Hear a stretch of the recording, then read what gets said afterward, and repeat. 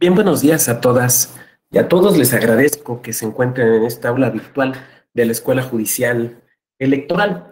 Aldrin, ¿sí se me escucha y se me ve correctamente? ¿Sí se me escucha y se me ve? Sí, Perfecto. sin problema. Parece que todo bien. Perfecto, gracias. Ya ven que hay que estar verificando. Bueno, pues les agradezco mucho que estén aquí con nosotros en este día. En este diplomado acerca de la función electoral en las entidades federativas. Y estamos prácticamente en nuestra segunda parte de la sesión que empezaron ayer con el maestro Rafael Caballero acerca del nombramiento de consejerías en los institutos electorales. Genéricamente les hemos llamado OPLES, pero sin embargo esto no nos debe nublar la vista de las peculiaridades y las particularidades que cada uno de estas instituciones tiene, ya sea que pensemos en los institutos electorales, en las comisiones, como es el caso de San Luis Potosí y de Nuevo León, si la memoria no me falla, o incluso del que sí se llama OPLE, que es justamente el de Veracruz. Entonces, esto no, en ningún momento debemos perderlo de vista. Pero dentro de este modelo parcialmente centralizado, como ustedes observaban el día de ayer con Rafael, tenemos un mecanismo en virtud del cual el nombramiento de quienes encabezan estos órganos proviene directamente de un órgano nacional, propiamente nacional, como es el Instituto Nacional Electoral. El cambio no fue simplemente de una F o una N o de federal por nacional, sino que implicó un cambio de fondo. Hay algunos órganos que funcionan auténticamente como instancias nacionales, no federales. Estoy pensando, por ejemplo, nuestra Suprema Corte de Justicia, cuando resuelve, por ejemplo, algunas acciones de inconstitucionalidad o incluso algunas controversias constitucionales. Y en el caso de nuestro máximo órgano electoral federal, el INE, se ha convertido también en un órgano con amplias facultades respecto de lo local, que ustedes van a ir, desde luego, viendo o profundizando en ellas a lo largo de este diplomado.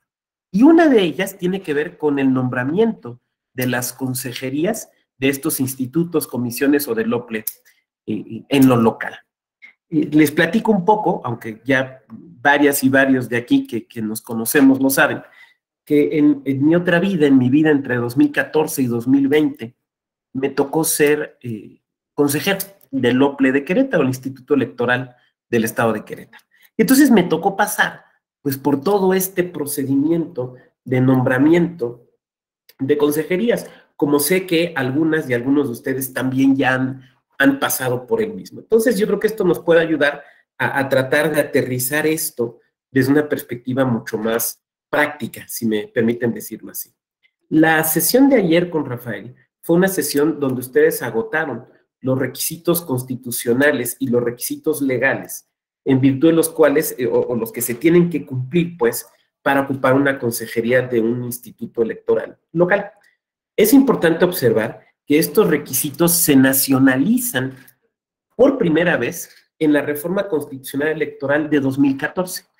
Antes de eso, digamos que eran, quitemos el digamos, eran asuntos que tenían que ser regulados por las legislaturas locales, que establecía, por ejemplo, el nombre del órgano electoral local, lo cual siguen haciendo, pero que establecía otras cosas, por ejemplo, el número de sus integrantes. Algunos había de 5, otros había de 7, y por ejemplo, establecía también en varios casos la posibilidad de reelegirse, la posibilidad de reelección. Entonces, de repente nos encontrábamos con institutos electorales locales donde un consejero o una consejera pues tenían ya más de 10 años en el propio instituto, en el carácter de consejero o de consejero, porque había la posibilidad de una reelección. Y los tiempos y las duraciones también eran reguladas en lo local. De igual manera, el procedimiento de nombramiento y también los requisitos. Con la reforma constitucional de 2014 en materia electoral, una de las atribuciones que se le da al INE auténticamente como una organización o como una instancia nacional fue el nombramiento de estas consejerías. El argumento, ustedes lo saben, se explicó desde el Pacto por México, ¿no? El argumento era que en lo local había un indebido peso de los gobernadores o de las gobernadoras en el nombramiento de las consejerías.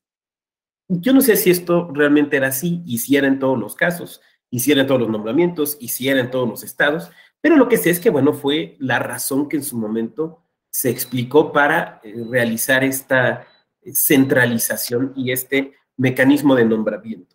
Y entonces se consideró que el órgano óptimo sería el Instituto Nacional Electoral por conducto de su Consejo General, que es un elemento que les pido lo tengamos aquí en mente porque vamos a trabajar con ese elemento. El INE desahoga el procedimiento y acorde con los requisitos que ustedes también ya vieron, y lo realiza por medio de distintos instrumentos jurídicos. Por un lado, por el propio Reglamento General de Elecciones, por otro lado, por los acuerdos que emite, donde, por ejemplo, presenta y da publicidad a las convocatorias, o donde establece también acciones afirmativas, y también los acuerdos de nombramiento.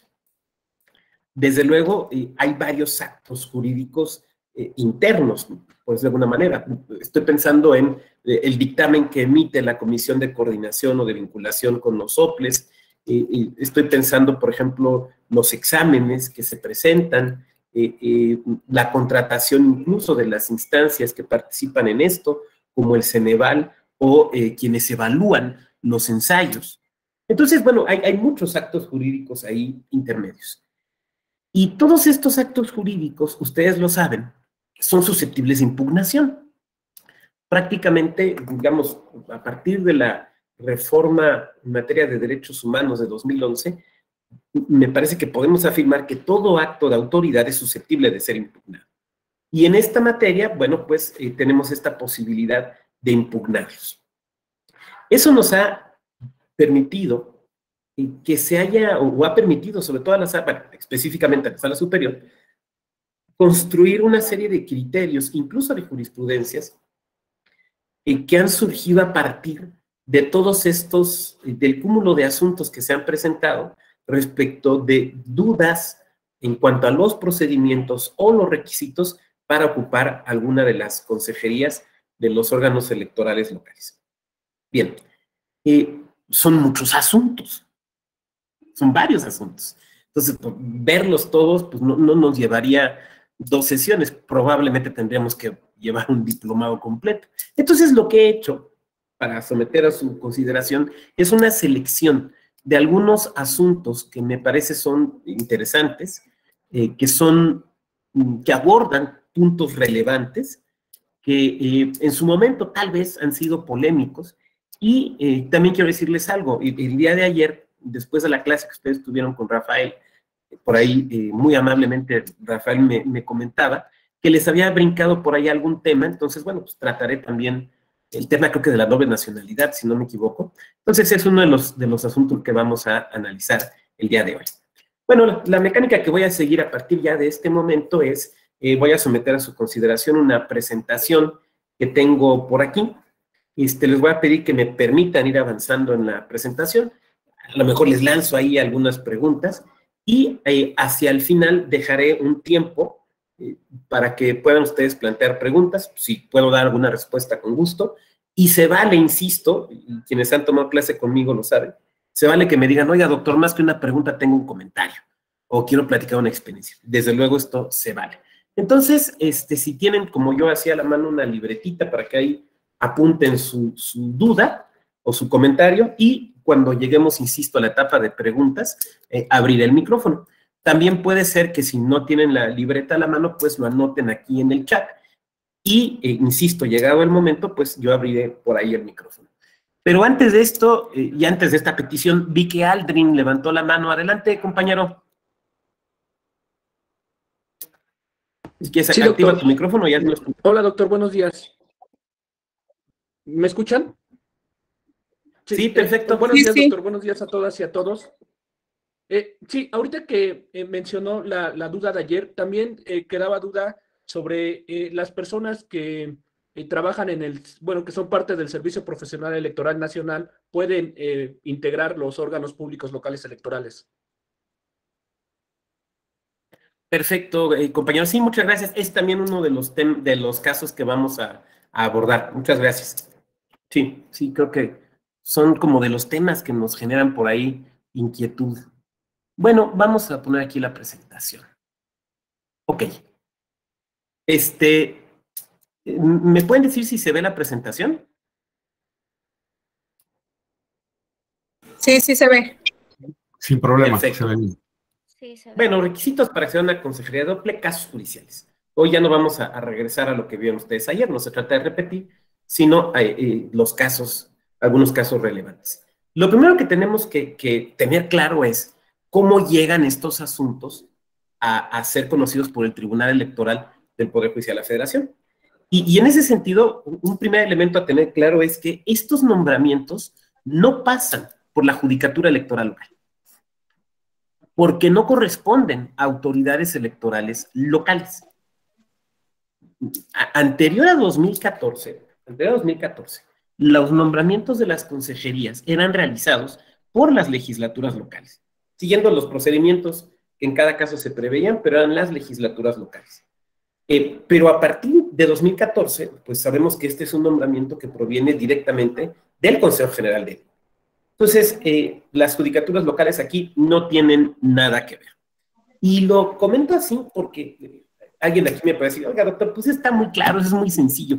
Les diré que depende, ¿eh? Ya saben que hay quien interpone amparo para que le den la credencial de lector, ¿no? Entonces, yo he sabido de casos, he conocido casos donde se ha impugnado, por ejemplo. Compañera Yasmín, ¿se te activó tu micrófono si nos ayudas para cerrarlo? Gracias, Yasmín. Donde, por ejemplo, se interponían juicios constitucionales locales contra el nombramiento de consejerías por parte de INE. ¿Por qué?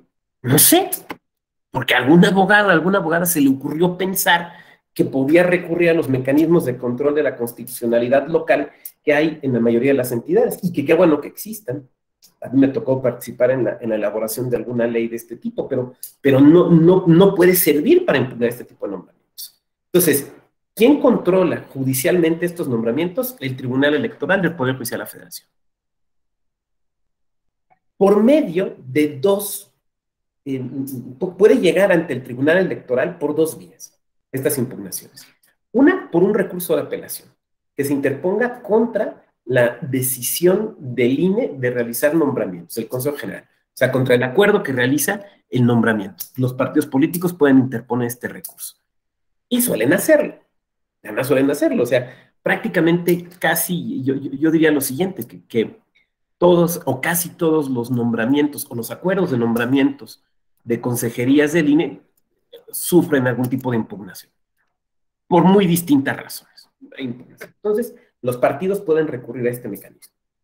Las ciudadanas y los ciudadanos que consideren que se han violentado sus derechos político-electorales al realizar ciertos nombramientos de consejerías, también pueden impugnar estas determinaciones utilizando el juicio para la protección de los derechos político-electorales del ciudadano.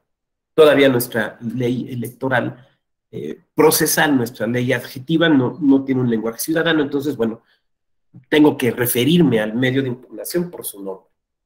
Ahora, el tema es quién es el órgano competente. Y el órgano competente es la Sala Superior, directamente la Sala Superior. Aquí ninguna de las salas regionales ni la Sala Regional especializada, es Sala Superior, lo cual tiene lógica. Por un principio de economía procesal y de no contradicción, dado que la Sala Superior es quien conoce de las impugnaciones contra los acuerdos del INE. Entonces, imagínense, por ejemplo, se hace un acuerdo donde se nombran consejerías, no sé, de Colima, Guerrero y San Luis Potosí, por poner un ejemplo, ¿no? Y entonces se impugna por los partidos políticos, por un partido político este acuerdo, entonces pues, entra a Sala Superior, pero la ciudadanía de estos distintos estados también lo impugnan, entonces entra un juicio en Jalapa, y entra un juicio en Monterrey, y entra un juicio en Guadalajara, ¿no? Y entonces vamos a tener 4 juicios posiblemente contradictorios. Sería absurdo, Entonces, necesariamente quien conoce es sala superior. Entonces, ¿cómo llegamos a estos asuntos? Pues llegamos por cualquiera de estos dos caminos, y quien resuelve es sala superior. Ahí no tenemos mayor posibilidad de otros elementos. ¿Por qué son judicializables? Pues porque los nombramientos electorales son judicializables. Le pediría a quien quiera ayudarnos que pudiera leer esta lámina, por favor. Quien quiera simplemente activa su micrófono y nos ayuda con la lectura. Ok. Yo lo leo. Adelante.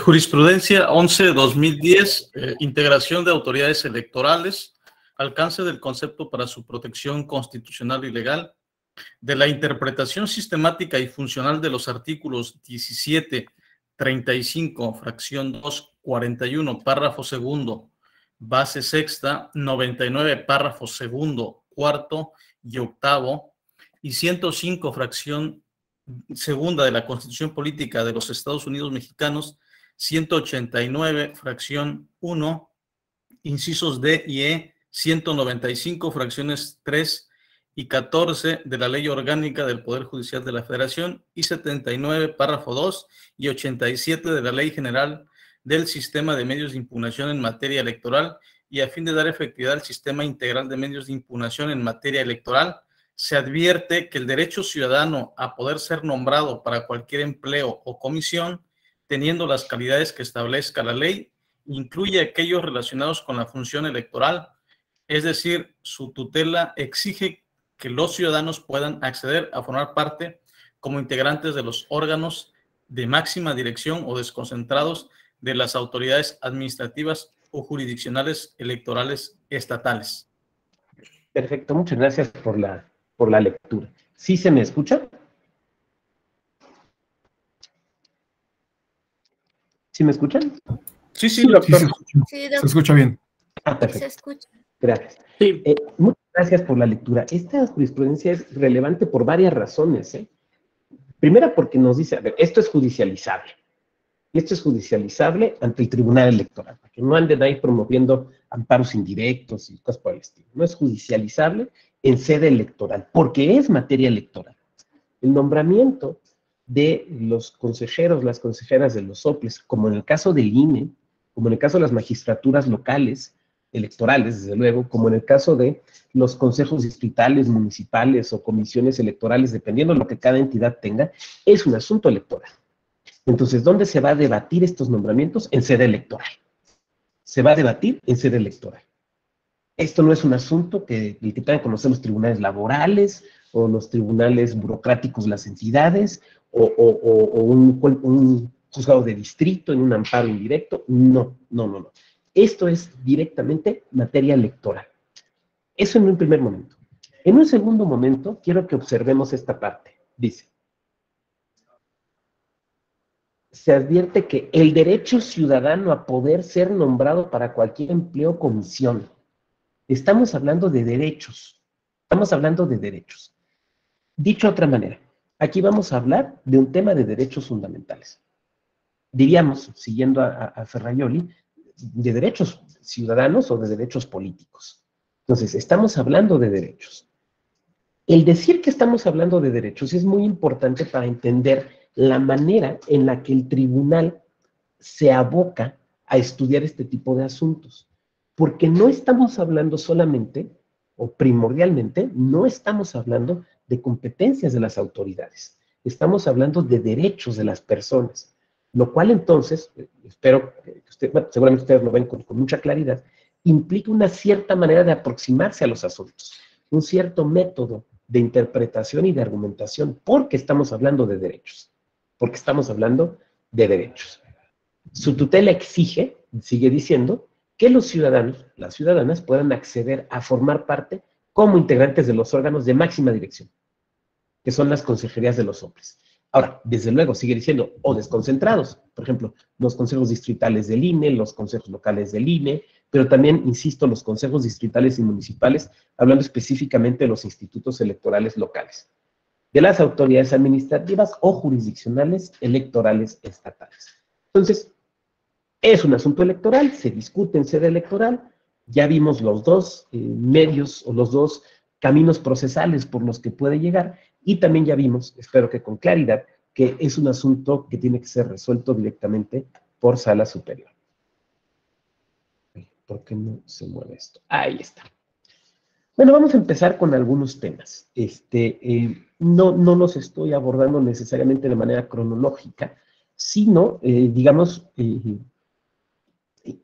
tampoco quiero decir en cuanto a la relevancia del tema, pero sí un poco en cuanto a la polémica, si podemos decirlo así, que hayan ido planteando. Y lo que voy a presentar con ustedes en este análisis de casos es, bueno, desde luego los datos de investigación, los datos de identificación, platicar un poquito cuáles son los hechos, los argumentos, las quejas, los argumentos de la resolución y el sentido, obviamente, de la misma. Entonces, quiero que empecemos con este asunto que es un tema de paridad. Es un tema de paridad. Es el sub-JDC de 1914 de 2020, que tuvo que ver con la integración del Consejo General del Instituto Electoral del Estado de México. Este es un asunto del Estado de México. ¿Cuáles son algunos de los hechos relevantes? Se discutieron varias cosas, pero digamos, en lo que tiene que ver con cuestiones de nombramiento. Bueno, es un procedimiento para nombrar 3 consejerías, se emite la convocatoria, es una convocatoria que no se emite exclusivamente para mujeres, sino se emite en general a toda la ciudadanía interesada. No hay ahí un señalamiento, no hay una acción afirmativa de inicio, no existe. Entonces, sale la convocatoria, se inscriben distintas personas, agotan el procedimiento y, bueno, se dan los nombramientos. Y resulta que cuando se da el nombramiento, las 3 personas seleccionadas son mujeres, lo cual provoca que ese Consejo General se encontrara integrado entonces con 5 mujeres y 3 hombres. 5 mujeres, 3 hombres. Viene una impugnación, perdón, 5 mujeres, 2 hombres. Viene una impugnación, bueno, vienen 2 impugnaciones por parte de un participante, un hombre participante del proceso y un partido político. En ambos casos, de lo que se duelen es de un tema de paridad. Lo que señalan algunas otras cosas en cuanto a transparencia y demás, pero para efectos de lo que nos interesa en esta sesión, se duelen de un tema de paridad. Y básicamente lo que plantean es esto, ¿no? Bueno, primero que hay una vulneración a la paridad porque pudo nombrarse una mujer y 2 hombres, o un hombre y 2 mujeres. O sea, en pocas palabras, lo que se está señalando, a lo mejor no con esa claridad, pero aquí creo que lo podemos decir, es que ninguna de las personas nombradas resultó ser un hombre. Esto, señalan, vulnera o afecta la paridad transversal y además lo plantean, esto lo hace el partido sobre todo, lo plantea como una posibilidad de que el Tribunal Electoral supere un criterio que ha sostenido de que paridad puede interpretarse como el 50% más 1. Entonces, pues, esta es la oportunidad para que ustedes, magistradas, magistrados, se pronuncien y dejen atrás ese criterio que dicen los impugnantes nos parece ya inadecuado. Y dicen también, a ver, ¿qué fue lo que pasó? Bueno, en el acuerdo donde el INE nombra estas consejerías del Estado de México, no solo nombra consejerías del Estado de México, sino de distintos estados. Ustedes seguramente lo habrán visto. Cuando el INE realiza un nombramiento de consejerías, salvo casos muy específicos por ausencias y cosas por el estilo, por faltas, más que ausencias, por faltas, lo que hace el INE es que corre varios procesos al mismo tiempo, varios procesos de designación al mismo tiempo, y cuando viene viene la propuesta de la Comisión de Vinculación con los soples de varios estados, se vota en el Consejo General el acuerdo y se realizan los nombramientos. Entonces, en un solo acuerdo, nombran a consejeras y consejeros de distintos institutos electorales, no solamente de uno. Entonces, dicen los impugnantes, a ver, en la designación que hiciste, INE, en este acuerdo impugnado, tú designaste 49 cargos de distintos estados, de muy distintos estados. De esos 49, Fueron 39 cargos para mujeres y los restantes 10 para hombres. Por lo tanto, tú debiste, vamos, aquí hay un exceso, están diciendo, en cuanto a beneficiar a las mujeres.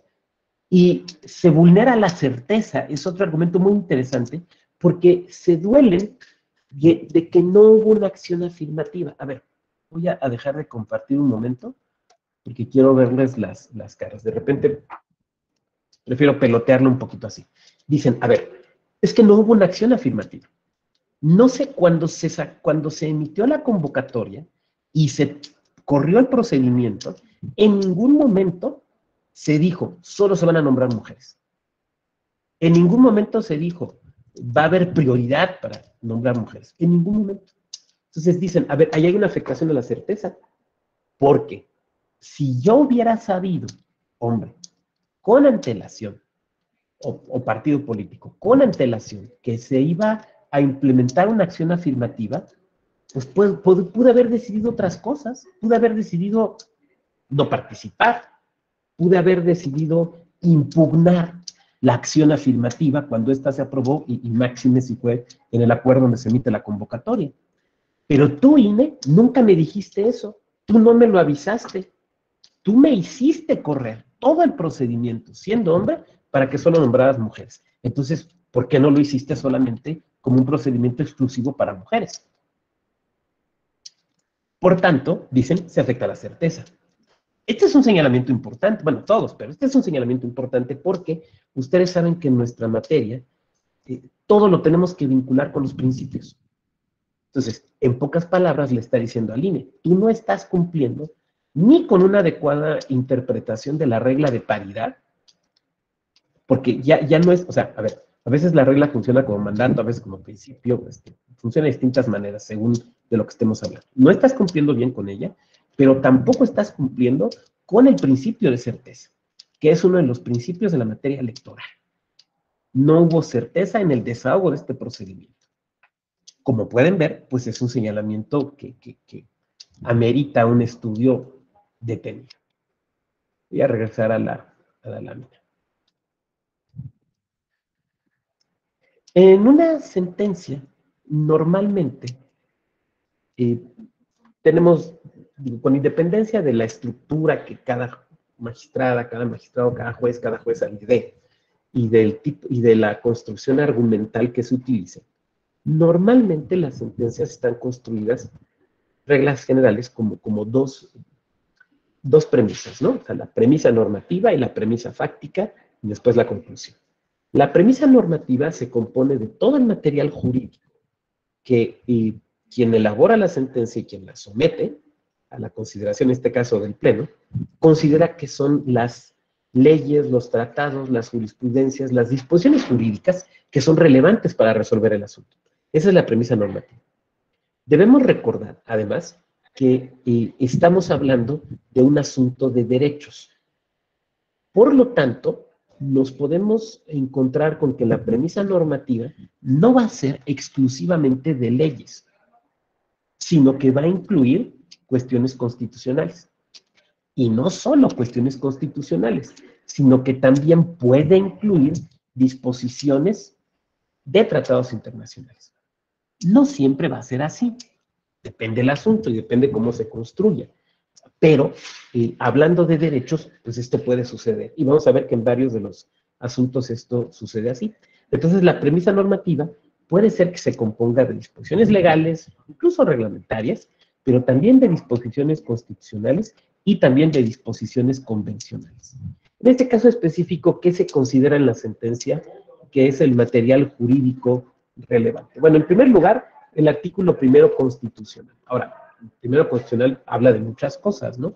Entonces, específicamente, el mandato de progresividad. Ustedes saben que la progresividad se convierte en un canon o regla de la interpretación que establece una cierta manera de leer los derechos. Entonces, es un canon interpretativo que dice la Sala Superior, lo tengo que tomar en cuenta, lo tengo que tomar en consideración. Segundo, también el propio artículo constitucional, pero en cuanto establece una igualdad material o sustantiva.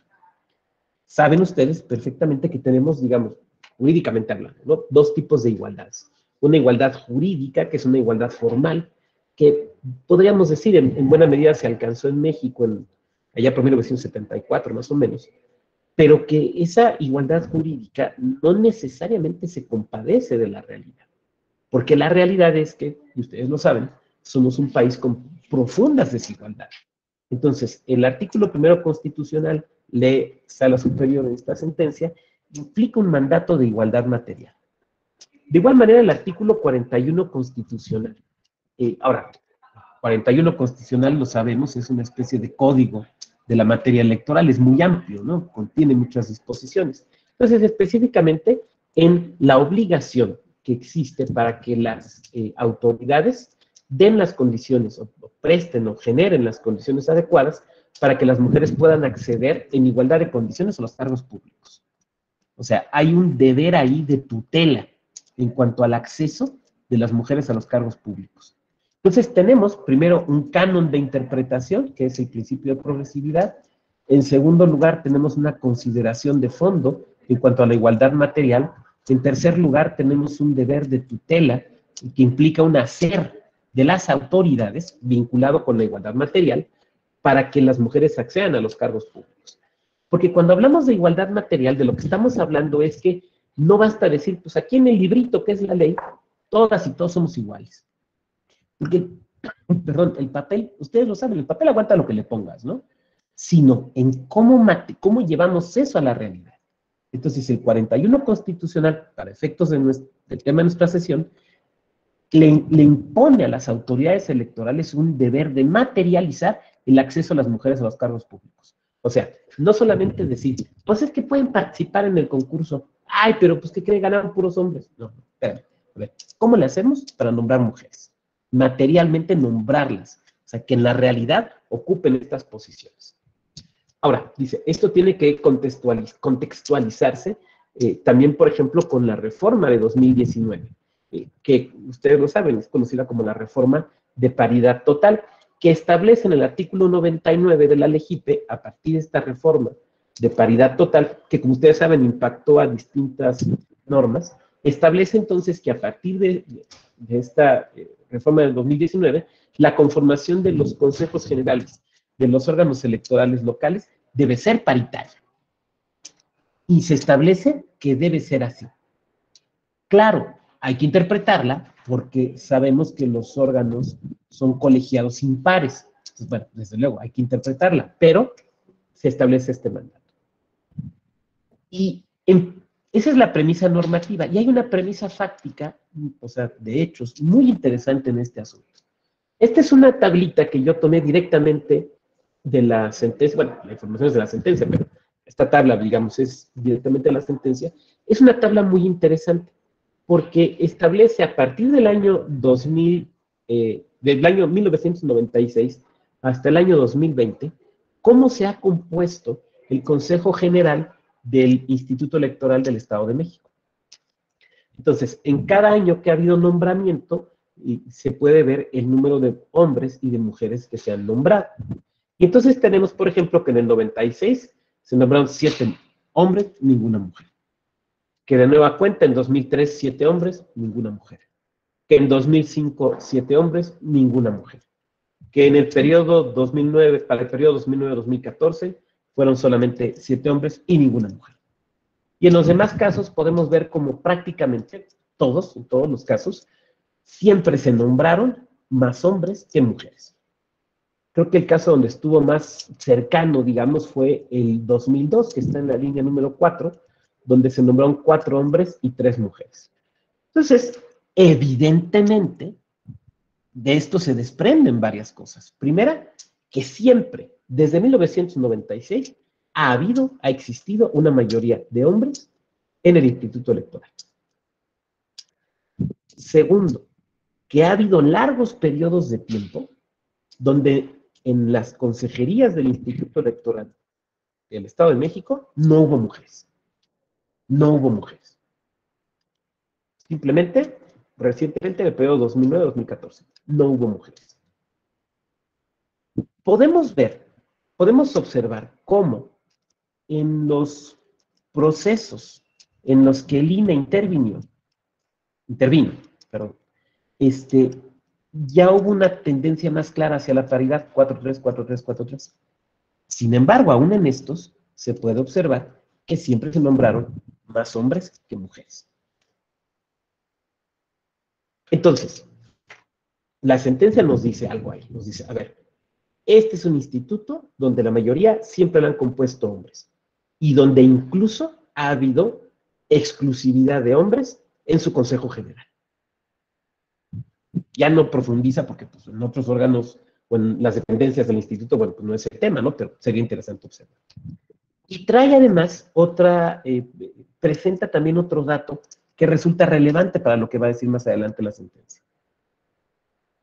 En unas estadísticas del INEGI a propósito del Día de la Administración Pública señala que en 2014, en el Estado de México, no en todo México, no en todo el mundo, no, en el Estado de México, el 70% de los altos cargos públicos eran ocupados por hombres. Entonces, pareciera que esta tendencia que se observa en el Consejo General, en los distintos nombramientos de quienes integran el Consejo General, es una tendencia general en el Estado de México. O sea, ese es el contexto que se tiene que tomar en cuenta para la decisión. Y ustedes saben algo que creo que es muy claro. En materia electoral, el contexto es relevante. En materia electoral, para decidir asuntos de este tipo, el contexto es relevante. Si esta tabla fuera al revés, y si este resultado del 70% fuera de mujeres en cargos públicos, yo no estoy diciendo que necesariamente la sentencia hubiera sido distinta. Es muy difícil hablar de lo que pudiera haber sido. Lo que sí es que el contexto en el cual se juzga hubiera sido radicalmente distinto. Pero lo que podemos ver aquí es un absoluto predominio de varones en el órgano electoral y en la administración pública. ¿Cuáles son los cánones argumentativos? Como cánones argumentativos que sigue esta sentencia. Primera, que la paridad constituye un fin constitucionalmente exigido. O sea, la paridad, y ustedes lo saben, tiene relevancia constitucional. Está en la Constitución. Está desde la reforma de 2014, pero con diáfana claridad a partir de 2019, en lo que se conoce como la reforma de paridad total, que tiene un valor de igualdad sustantiva, esto es, de igualdad material. A ver, la paridad, donde se materializa, no es en la igualdad formal, está en la ley. Al contrario, es una manera de llevar la igualdad a la realidad. Por eso, en esta sentencia se señala, la dimensión de la paridad es de igualdad sustantiva, o sea, de igualdad material. Entonces es llevarlo a la realidad, no es solamente lo que declama la ley, sino lo que en la realidad se hace. Esto requiere una interpretación progresiva. Y, desde luego, esto se vincula con lo que ya había dicho la sentencia en la premisa normativa, porque el artículo primero constitucional nos obliga a todas las autoridades a partir de 2011 a una interpretación progresiva de los derechos. Por eso les señalaba yo la jurisprudencia que leíamos al inicio de esta sesión, porque estamos hablando de derechos. Entonces, los derechos, ¿cómo se interpretan? De manera progresiva. Ahora, esto, digo, sí, lo dice Sala Superior en la sentencia, pero lo dice porque lo dice la Constitución. O sea, no se le puede pedir a un tribunal que haga una interpretación no progresiva, porque hay un mandato constitucional. Ya no nos metamos a analizar si la Corte Interamericana, que ayer muy brillantemente Alfonso Herrera hablaba del Poder Judicial Latinoamericano, frase de Alfonso que le escuché ayer en la presentación del libro de Gargarella, y que a mí me pareció una gran frase, brillantísima. No nos pongamos a pensar si el Poder Judicial Latinoamericano se ha pronunciado sobre eso. Simplemente lo dice la Constitución. Una interpretación progresiva que garantice la igualdad para que se cambie la desigualdad estructural de las mujeres en el ámbito público. Entonces, es muy interesante observar esto. Es muy interesante observar esto. Tenemos una igualdad material. Esa igualdad material nos obliga a hacer una interpretación progresiva. Esa interpretación progresiva nos debe de servir para garantizar el acceso de las mujeres a los cargos, en este caso específico, de las consejerías. Si quisiéramos explicar esto desde una perspectiva garantista, desde una perspectiva ferrayoliana, yo no soy ferrayoliano, pero creo que se puede explicar desde allí, creo que esta sentencia es una sentencia principalista, no es una sentencia garantista, pero podría también explicarse desde allí. Lo que se establece es, a ver, tienes un derecho, que es el de las mujeres para acceder a cargos públicos, específicamente a las consejerías de los soples, como ya vimos a partir de la reforma de 2019, aquí está, el artículo 99 de la LEGIPE, tienes ese derecho, ahora hay que garantizarlo, hay que llevarlo a la realidad, porque es un mandato de igualdad material.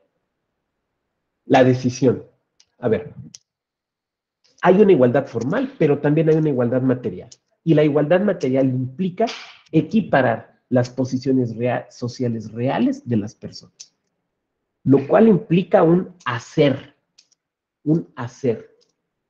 La igualdad jurídica normalmente implica un no hacer, concretamente un no distingas respecto del Estado. La igualdad material normalmente exige un hacer, haz algo, tu Estado, tu órganos del Estado, para equiparar las situaciones, las condiciones sociales de las personas. Entonces, tienes que hacer algo, en este caso, respecto de las mujeres. 2, puede ser necesario remover o disminuir los obstáculos que impidan a quienes integren estos grupos sociales en situación de desventaja ejercer sus derechos, como el acceder a los cargos. Son grupos en desventaja, entre otras razones, porque hay obstáculos, pero ya no, o no necesariamente obstáculos jurídicos, porque es un tema de igualdad formal, eso sería un tema de igualdad formal, sino obstáculos materiales. La desigualdad estructural de las mujeres es un obstáculo material. Del estudio de la realidad del Estado de México se desprende que no se alcanzó a la igualdad material. Fíjense qué interesante. Estos datos, que me regresé aquí, estos datos que constituyen la premisa fáctica, forman parte del sustento de la decisión. A ver, todo lo anterior puede ser poesía. Todo lo anterior puede ser, pues, consideraciones generales sobre la situación de la mujer en el mundo, o en América Latina, o en México. Pero vamos a hablar específicamente del Estado de México, que es el asunto. En el Estado de México no se ha alcanzado la igualdad material. Si la sentencia solo dijera esto, uno podría decir, ¿y de dónde sacas eso? Y uno podría hacer esa crítica con todo fundamento, con toda razón. Pero la sentencia sí lo sacó. La sentencia lo presentó estos datos. Entonces, aquí, alguien que quisiera controvertir esta apreciación muy específica acerca del Estado de México, tendría que dar otros datos que demostraran lo contrario, lo cual probablemente sería imposible. Ahora, esto es muy interesante, ¿por qué? Entre otras razones. Porque cuando se vaya a discutir otro asunto relativamente similar, parece ser que un elemento relevante va a ser el contexto. Entonces, el órgano que va a nombrar el INE, por ejemplo, tendrá que atender, resultaría una buena idea que atendiera a estas condiciones. A ver, ¿cómo andamos de paridad en este? Vamos a hablar en Nayarit, ¿cómo andamos de paridad? ¿Cómo se ha venido integrando el órgano electoral? No solo, fíjate, no solo desde que yo INE nombro en 2014. O sea, no se puede decir, pues para atrás hay como haya sido. No, no. Sino desde el surgimiento del órgano. ¿Cómo andamos en los altos cargos en ese estado? ¿Cómo andamos? Porque además ya vimos que sí puede haber datos. Por último, la mayoría, dice, de mujeres se logra por primera vez con esta designación. Lo cual es cierto. Nos regresamos a la tabla y es palmariamente cierto. Es la primera vez que va a haber una igualdad de mujeres en este órgano electoral. Oiga, una interpretación literal, lo más cercano al 50%, podría perpetuar la subrepresentación. Oiga, pero ¿por qué? Me voy a regresar a la tabla. Fíjense en los casos, digamos, de 2014 en adelante, donde ya quien ha nombrado ha sido el Instituto Nacional Electoral. Vean cómo se ha estado cerca de la paridad. Suena racional un 4-3. Pero observemos que siempre ha sido el mismo 4-3. O sea, 4 hombres, 3 mujeres. 4 hombres, 3 mujeres. De nuevo, 4 hombres, 3 mujeres. En 3 ocasiones. En 3 ocasiones. O sea, en 3 ocasiones casi tienen la mayoría. Casi tienen la mayoría. Casi. Pero no la tienen. Pero no la tienen. Entonces, una interpretación literal podría perpetuar la subrepresentación. O sea, de nueva cuenta, 4-3, 4-3, 4-3, y así nos lo llevamos, 4-3, no está bien. No. 2. Debe aplicarse una perspectiva de género como un mandato de optimización flexible. Aquí la sentencia se vuelve principalista, y por eso puse la foto de este señor que nos ve con una media sonrisa, viendo a ver si lo podemos explicar bien, que ustedes lo reconocen, es don Ronald Dworkin. ¿Por qué? Porque está funcionando aquí como un principio. Como no es un, a ver, como no es un órgano par, funciona como un principio de optimización. O sea, lo más cercano a cómo podemos maximizar este principio. Entonces, en esta ocasión, ¿cómo lo podemos maximizar? Nombrando más mujeres. Nombrando más mujeres. Oiga, pero es que pudo haber sido dos. No, no, porque históricamente, por todo lo que ya señalé yo, siempre ha habido una subrepresentación de la mujer. Y lo que se está diciendo aquí es, a ver, vamos a acabar con esa subrepresentación. Y la interpretación debe de tener en cuenta el contexto. Yo sé que esto para varias y varios de ustedes que están acostumbrados a lo electoral, pues les puede parecer una verdad de perogrullo. Me van a decir, ah, doctor, pues eso ya lo sabemos. Sí, sí, o sea, yo sé que quienes tenemos algunos años en lo electoral, sabemos que el contexto es fundamental, pero yo creo, a lo mejor me equivoco, espero que no, que aquí tenemos compañeras, compañeros que son de sus primeros acercamientos a la materia electoral y tienen que tener muy claro esto, siempre el contexto es fundamental. Y esto es conforme con el principio interpretativo de progresividad. O sea, cómo mejoramos la posición de la mujer. Y por último, un tema que yo señalaba también hace un momento como parte de la impugnación. Dice, a ver, dice la sentencia, a ver, es cierto, no hubo una acción afirmativa.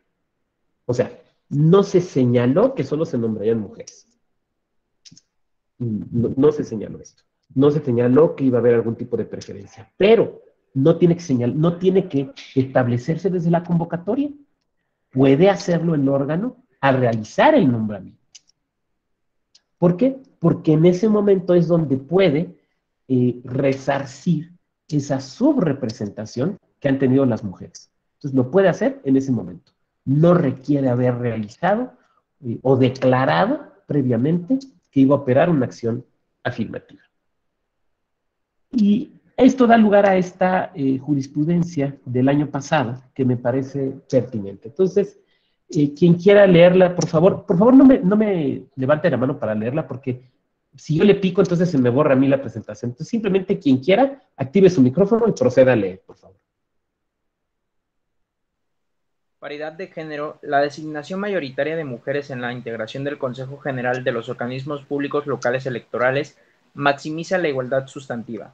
De conformidad con lo previsto en los artículos primero, párrafo tercero y último y 41 de la Constitución Política de los Estados Unidos Mexicanos, 23.1, inciso C y 24 de la Convención Americana sobre Derechos Humanos, 4, inciso F y J de la Convención Interamericana para prevenir, sancionar y erradicar la violencia contra la mujer, 3 de la Convención para la eliminación de todas las formas de discriminación contra la mujer, así como el artículo 3 del Pacto Internacional de Derechos Civiles y Políticos, se concluye que el nombramiento de más mujeres que hombres en los organismos públicos electorales o inclusive de la totalidad de sus integrantes como parte de una política pública encaminada a garantizar el acceso real a las mujeres a los cargos públicos electorales es acorde con la interpretación del principio de paridad como un mandato de optimización flexible en la medida que permite acelerar y maximizar el acceso real de las mujeres a tales cargos públicos,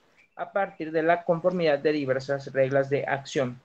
encaminadas a establecer un piso y no un techo para la participación de las mujeres en igualdad de oportunidades. Muchas gracias. Y la sentencia dice algo que se recoge aquí en la jurisprudencia y que ayer recordaba Ignacio Bilbao por ahí al comentarme en Twitter. Incluso puede suceder que haya un órgano electoral, un consejo, integrado exclusivamente por mujeres. Aquí no se establece ese criterio, exclusivamente por mujeres. No dice que necesariamente tenga que haber, o sea, no le ordena al INE, integra los próximos solamente con mujeres, dice que puede ser. Ahora, tendríamos que entender que el sentido contrario no se podría dar, que no podríamos tener un consejo electoral, un consejo general de un instituto, una comisión o del núcleo de Veracruz, integrado exclusivamente por hombres, pero sí podría darse por mujeres.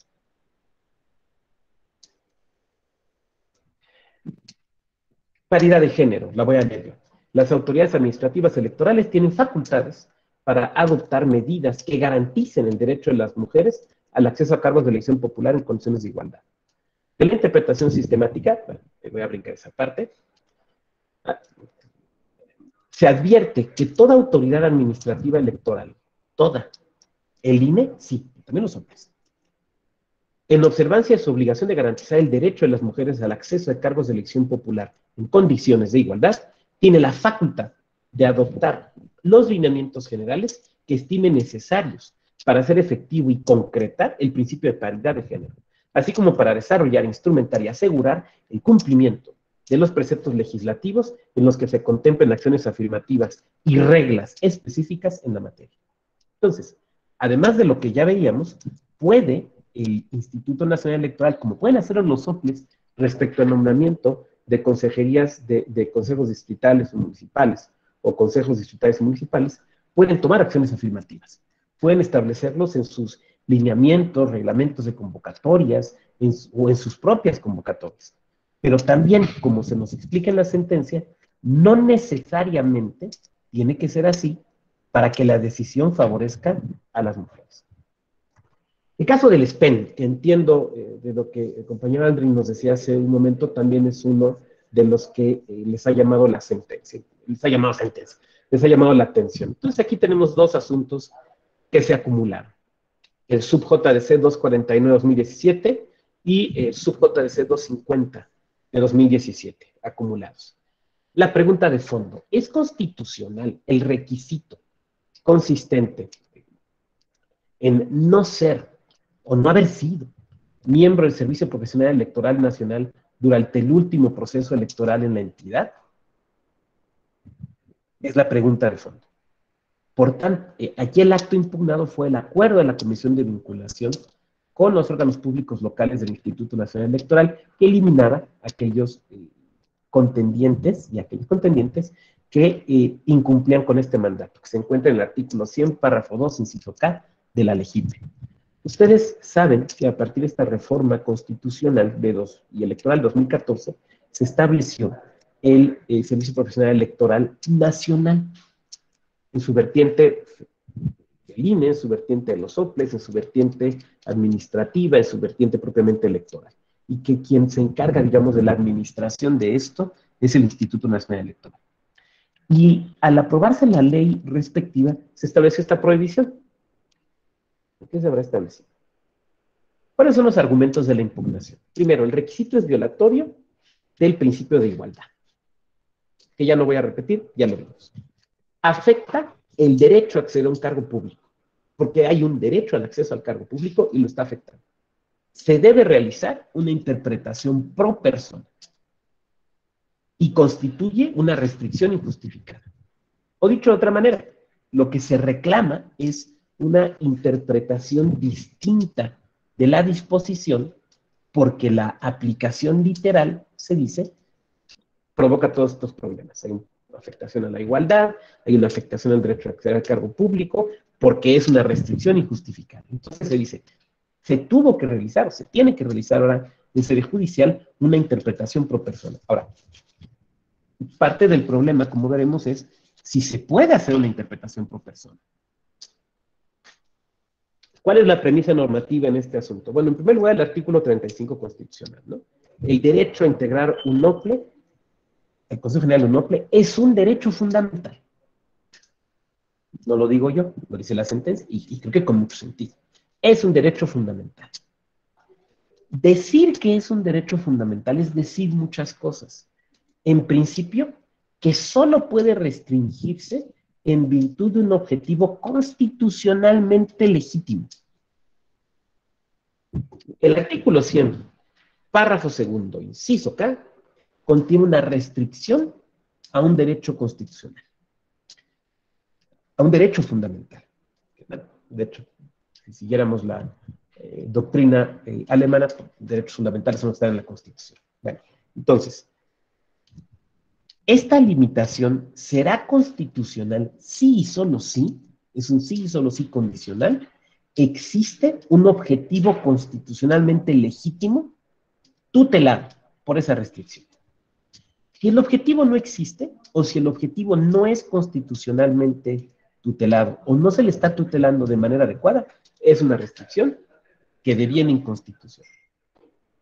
Además de esto, el Pacto Internacional de Derechos Civiles y Políticos y la Convención Americana sobre Derechos Humanos prácticamente son concordes al decir que el acceso a los cargos públicos se debe dar desde una perspectiva de igualdad.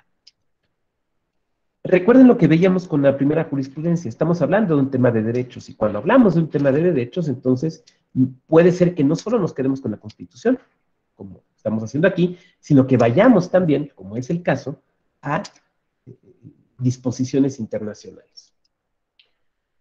El esquema de la argumentación, las bases de la argumentación. Cualquier condición respecto al ejercicio de derechos debe basarse en calidades inherentes a la persona. O sea, no en categorías generales.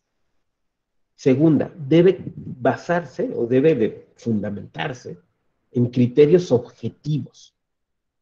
Los motivos para suspender o negar derechos deben estar previstos en la legislación. Este es el caso, está previsto en la legislación.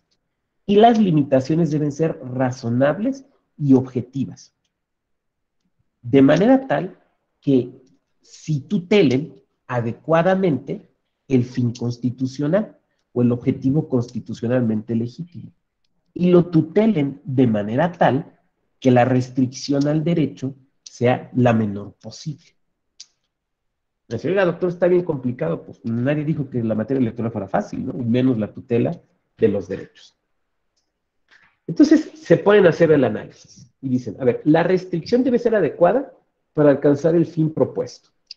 La restricción debe ser necesaria en cuanto a que no quepa una medida alternativa menos gravosa para la persona que está siendo afectada en sus derechos. Y la restricción debe ser proporcional en sentido estricto. Digamos, como las reglas a seguir.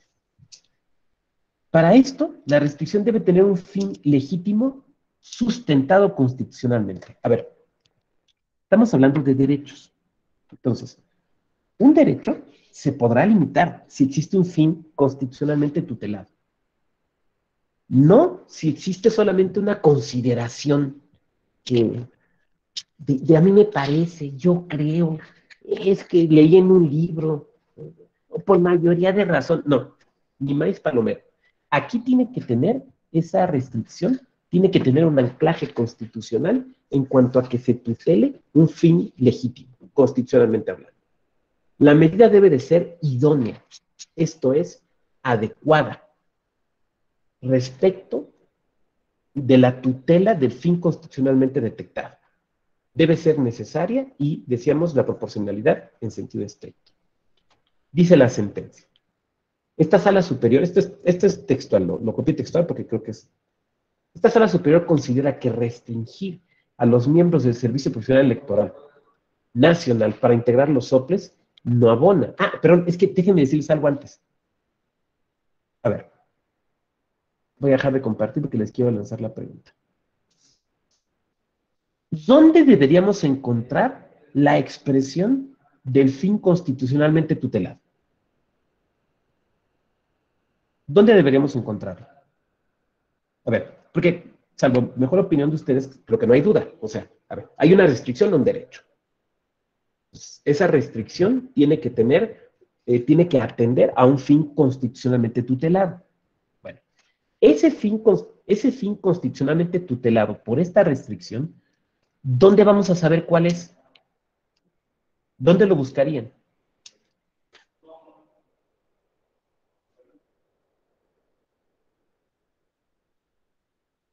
Les lanzo la pregunta, ¿dónde los buscarían? En la Constitución misma. En la Constitución misma, podría ser, muy bien, Silvia, podría ser. Pero tendría que ser muy específico. Entonces, ¿en dónde creen que se tendría que expresar?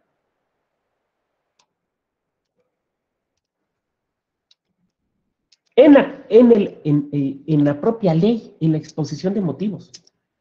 La exposición de motivos te debería decir, a ver, aquí el artículo 100 dice esto, es una restricción de derechos en virtud de que queremos tutelar tal valor que se encuentra dentro de la Constitución en tal parte.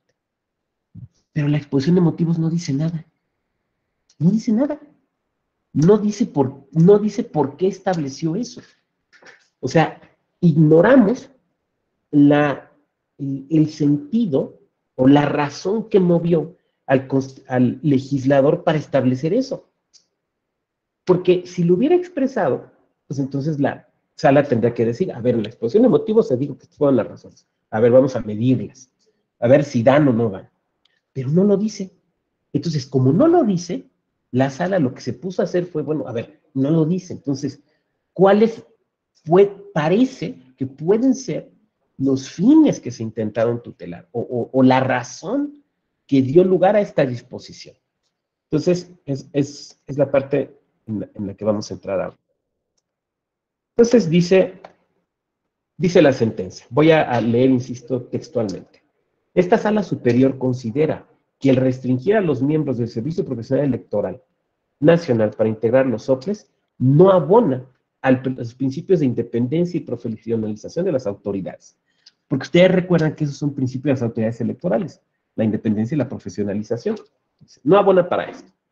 Pues para pretender que este cuerpo de funcionarios, para pertenecer a este cuerpo de funcionarios electorales, o sea, los del SPEN, es necesario acreditar una serie de requisitos, exámenes y entrevistas que garanticen, en principio, que sus integrantes son personas capaces de cumplir con los principios que rigen la función electoral.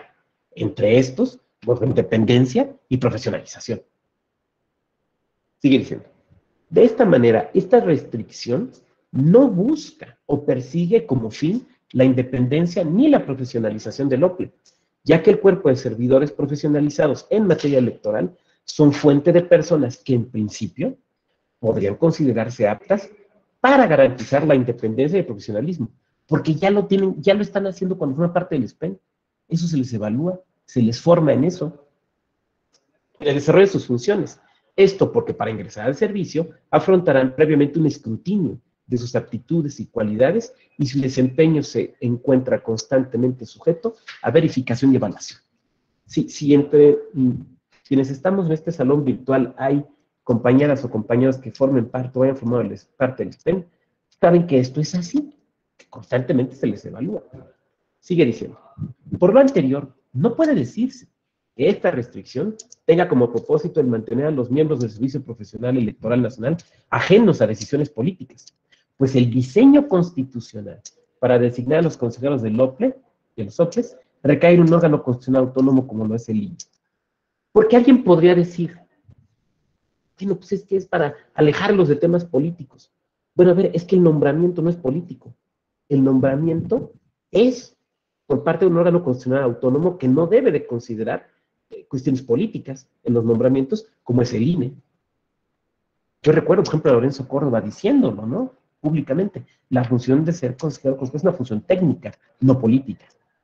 Entonces, las personas que integran el SPEN han sido evaluados en su apego acerca de los principios de la materia. Su nombramiento, en su caso, como miembros o integrantes del SPEN, el que se mantengan en el mismo, o incluso el nombramiento como consejeras o consejeros, no está sujeto tampoco a consideraciones políticas. Entonces no hay para dónde hacerse.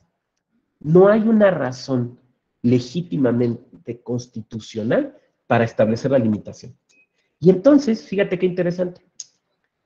Si no hay una razón legítima, ya de ahí se acabó el análisis. Ya no tienes que seguir con lo demás.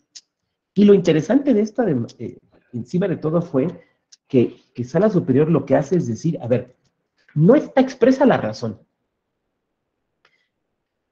A lo mejor alguien de ustedes pudo haber dicho, oiga, doctor, pues con eso bastaba, ¿no? Simplemente con que dijera, pues no está expresa la razón, ya, más suficiente, no existe. No, sino lo que hace es un estudio y dice, bueno, a ver, ¿qué se pudo haber pretendido tutelar? Pues los principios de la materia electoral, ¿no? Los principios del adecuado funcionamiento de las autoridades electorales. Ustedes los conocen, entonces, ¿se lesionan estos principios si se nombra a alguien procedente del SPEN que haya desempeñado su cargo en el territorio del OPLE? No, no. Ahora, alguien podría decir, oiga, doctor, pero pues es que no se consideró tal cosa. Bueno, pues eso debieron haberlo expresado las y los legisladores cuando establecieron esa disposición. Porque, insisto, no expresaron las razones. El último caso, ¿cómo andamos de tiempo? Bien, andamos bien. El último caso que quiero comentar hoy con ustedes. Son dos asuntos, estoy resumiendo los razonamientos de dos asuntos, que son el sub-JDC 421-2018 y también otro JDC, que es el 1078 de 2020, que tiene que ver con el tema de la ciudadanía mexicana por nacimiento. A ver, el tema es constitucional la pregunta a resolver, ¿no? Que lo que dispone el artículo 100, numeral 2, inciso A, de la Ley General de Instituciones y Procedimientos Electorales, exige la ciudadanía mexicana por nacimiento para ocupar una consejería de OPLE. ¿Es constitucional tal disposición? La premisa normativa. ¿Cuál fue el material jurídico que se consideró relevante para resolver el asunto? El artículo primero constitucional, pero ¿en qué sentido? En el sentido de que establece un bloque de derechos. Bueno, ya ven que hablar de bloque de constitucionalidad es complejo aquí en México, pero aquí no se habla de bloque de constitucionalidad, sino de un bloque de derechos. Esto es, de que hay, y lo ha dicho la Corte esto, ¿no? O sea, hay jurisprudencia. Hay derechos humanos de base convencional y derechos también de base constitucional. Y ambos son derechos de las personas. Alguien diría, siguiendo la doctrina alemana, ¿no? Bueno, es que los que están en la Constitución son derechos fundamentales y los que están en los tratados son derechos humanos, los de base convencional. Bueno, todos juntos forman un bloque, con independencia de dónde los encontremos. Dejemos la discusión teórica para una charla teórica. Lo que aquí es relevante es que son derechos que se encuentran donde se encuentren y forman un bloque. 2. El acceso a los cargos públicos en condiciones de igualdad es algo que se tutela en la Convención Americana sobre Derechos Humanos. Artículo 23, inciso C. La organización de las elecciones es una función estatal que se ejecuta por medio de cargos públicos, ¿no? De quienes ostentan esta función, según el artículo 41 constitucional. La nacionalidad es un derecho. De hecho, si recuerdan quienes sean abogadas y abogados, sus clases de Derecho Civil 1 o de Personas y Familia, como se llama, es un atributo de la personalidad, la nacionalidad. Se encuentra en el artículo 15 de la Declaración Universal de los Derechos Humanos. Ahora, el artículo 30 de nuestra Constitución establece jurídicamente dos posibilidades de nacionalidad: por nacimiento y por naturalización. Y el artículo 32 de la Constitución establece que puede haber ciertos cargos respecto de los cuales se solicite la nacionalidad mexicana por nacimiento. Por ejemplo, Presidencia de la República, por ejemplo, Fiscalía General de la República y demás. Y estos están dentro de la Constitución, pero podría suceder también que el legislador los establezca. Ahora, aquí hay que establecer una distinción. Si la propia Constitución dice que un cargo solo puede ser ocupado por una persona mexicana por nacimiento, puede no gustarnos la disposición, podemos, como lo señalaban algunos de los impugnantes en estos asuntos, considerar que en una época de internacionalización de los derechos humanos es una disposición ya caduca no que haya caducado, sino de otros tiempos. Pero lo dice la Constitución. Y si vamos a ser leales hacia la Constitución, y creo que tenemos que hacerlo, pues habría que aplicarlo. Pero, si es una ley secundaria la que establece esta limitación, entonces hay que analizar si esa limitación se sostiene. ¿Sí me van siguiendo? Claro, si lo establece la Constitución, no hay mucho para dónde hacerse, sería un tema de la Corte Interamericana. Insisto, de eso que brillantemente Alfonso Herrera le acaba de llamar Poder Judicial Latinoamericano. Pero, si está en una legislación secundaria, entonces esa disposición puede ser sujeta de control de constitucionalidad y desde luego de control de convencionalidad. La exigencia de la ciudadanía por nacimiento se constituye, cuando es en una ley, entonces, es el supuesto que estamos viendo, porque esto se reclama en una ley, me voy a regresar. Fíjense, el artículo es un artículo de la ley, es un artículo secundario, una ley secundaria, no es un artículo constitucional. La exigencia de ciudadanía mexicana por nacimiento se constituye como una categoría sospechosa. ¿Esto qué quiere decir? Y aquí seguramente varias y varios no saben, ¿no? Cuando hablamos de una categoría sospechosa, hablamos entonces de una disposición que tenemos que analizar con particular cuidado. Porque aparentemente afecta derechos. Entonces, tiene que ser sujeta de lo que la Corte le ha llamado escrutinio estricto, un escrutinio muy estricto, para ver si es válida, si es constitucional o convencionalmente válida. Porque no debemos olvidar que nuestro tribunal electoral realiza control de constitucionalidad y control de convencionalidad. Al estar prevista en la legislación, porque insisto, no es una disposición constitucional la que exige la nacionalidad mexicana por nacimiento, sino es una disposición legal. Entonces, debe de perseguir un fin constitucionalmente válido. ¿Se fijan que es muy similar a los casos anteriores que vimos? Debe perseguir un fin constitucionalmente válido. ¿Cuál es ese fin?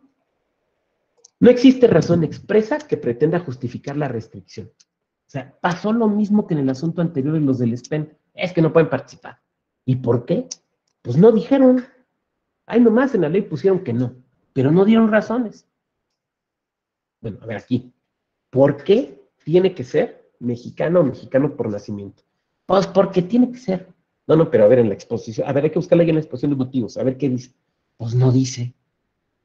Bueno, en la iniciativa tampoco dice. Bueno, a ver, rásquele en los dictámenes. O sea, nunca se supo. Nunca se supo. A veces así pasa en la práctica. No debería pasar, pero a veces así pasa en la práctica legislativa. ¿La medida persigue un fin constitucional? Sí. Sí, en esta sentencia se dicen que sí persigue un fin constitucional. El que sean personas con una auténtica vinculación con México, una vinculación real, las que atienden asuntos políticos de este tipo.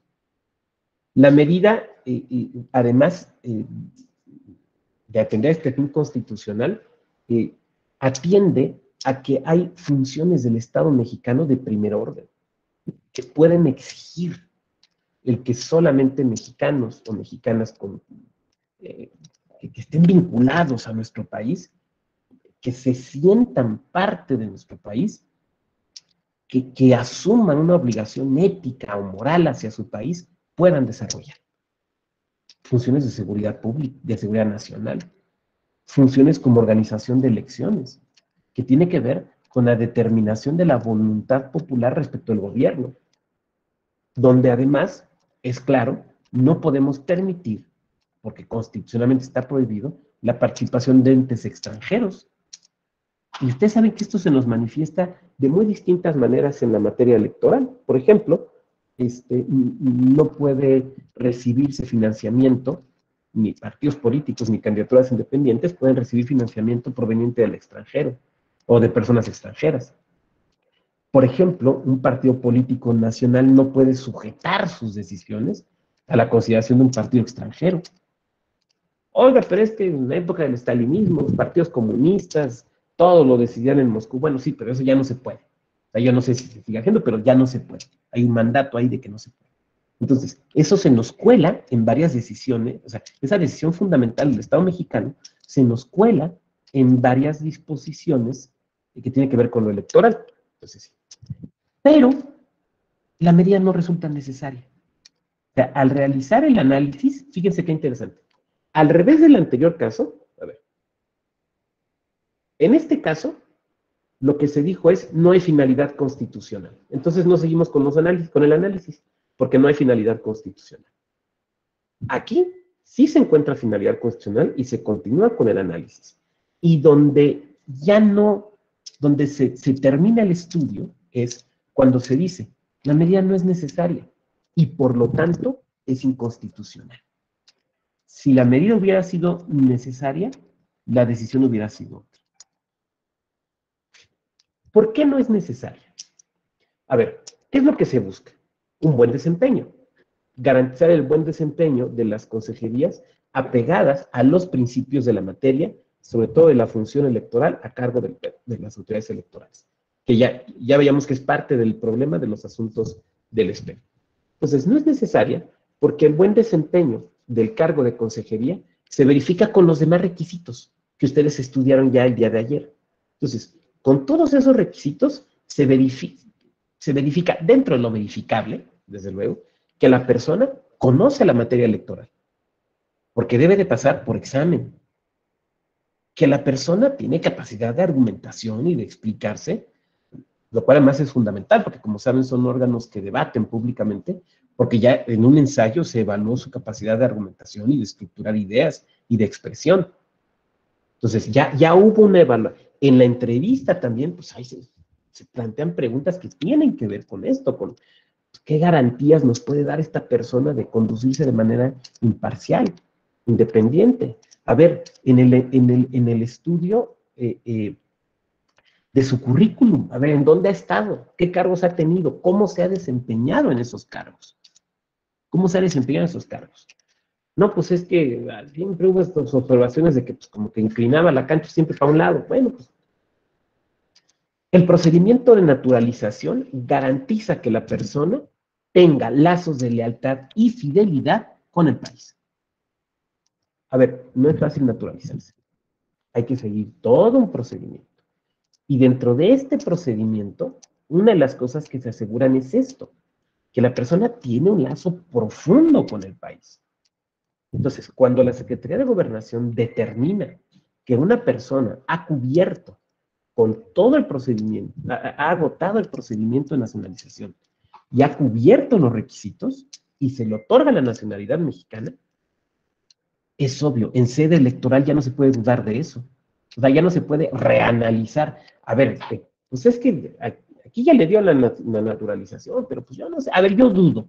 A ver, dígame quién es el padre de la patria. No, espérame, no. Eso ya se evaluó. Eso ya se evaluó por quien tiene la competencia para evaluarlo. Y ese órgano, esa dependencia pública, que además no es cualquiera, que ya hizo esa evaluación, ya dijo, esta persona es digna. Y me hago cargo del verbo, me hago cargo de la palabra.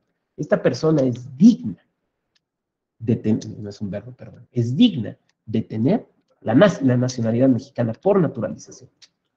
Entonces, ese vínculo, ese sentimiento de lealtad, de pertenencia, ya fue evaluado. Ya es cosa juzgada, pues. O sea, ya se pasaron los plazos para impugnarlo. Eso ya es una verdad legal, que no se puede venir a discutir aquí.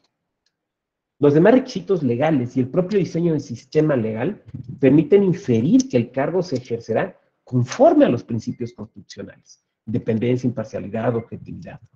Profesionalismo, podríamos sumar además aquí. ¿Por qué? A ver, porque ustedes lo saben. Ser consejera o consejero es formar parte de un órgano colegiado. Pero la consejera o el consejero no toma decisiones en lo individual. Los toma el consejo, los toma el órgano. Entonces, en primer lugar, hay una actuación colegiada. Entonces, ahí se pueden atemperar muchas cosas. En segundo lugar, porque hay todo un sistema de impugnaciones.